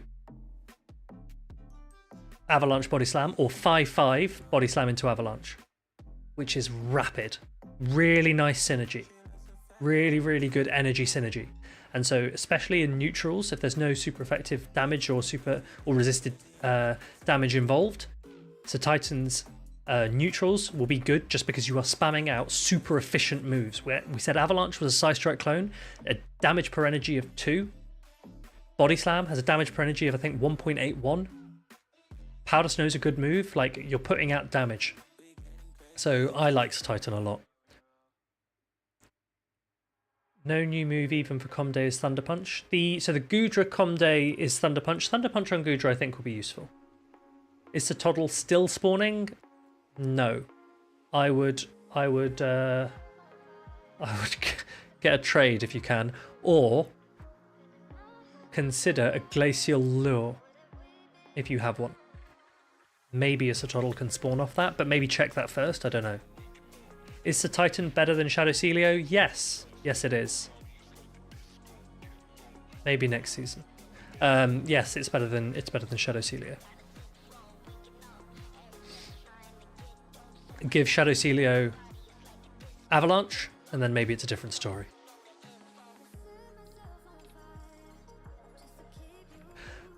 Right, team. My voice is slowly going, so maybe that is a sensible point to call it. Unless anyone has any other questions, you will see me in Bologna this weekend. Hopefully with a gold medal around my neck on Sunday afternoon. But we will see, because I haven't actually got a team yet, so we'll see what we get to. I'll try and build something funny or exciting, or just different. Exciting. It'll be different, or just different. Tell me who you would like me to raid. Should we go raid Rise? Let's go. He's just one, obviously. Let's go raid Rise. Team, thank you very much for joining, and I will see you probably next Tuesday or Wednesday, because that's when I will be back from Bologna. So wish me luck, and I will see you around this time next week. Say hi to Rise as well for me. Bye.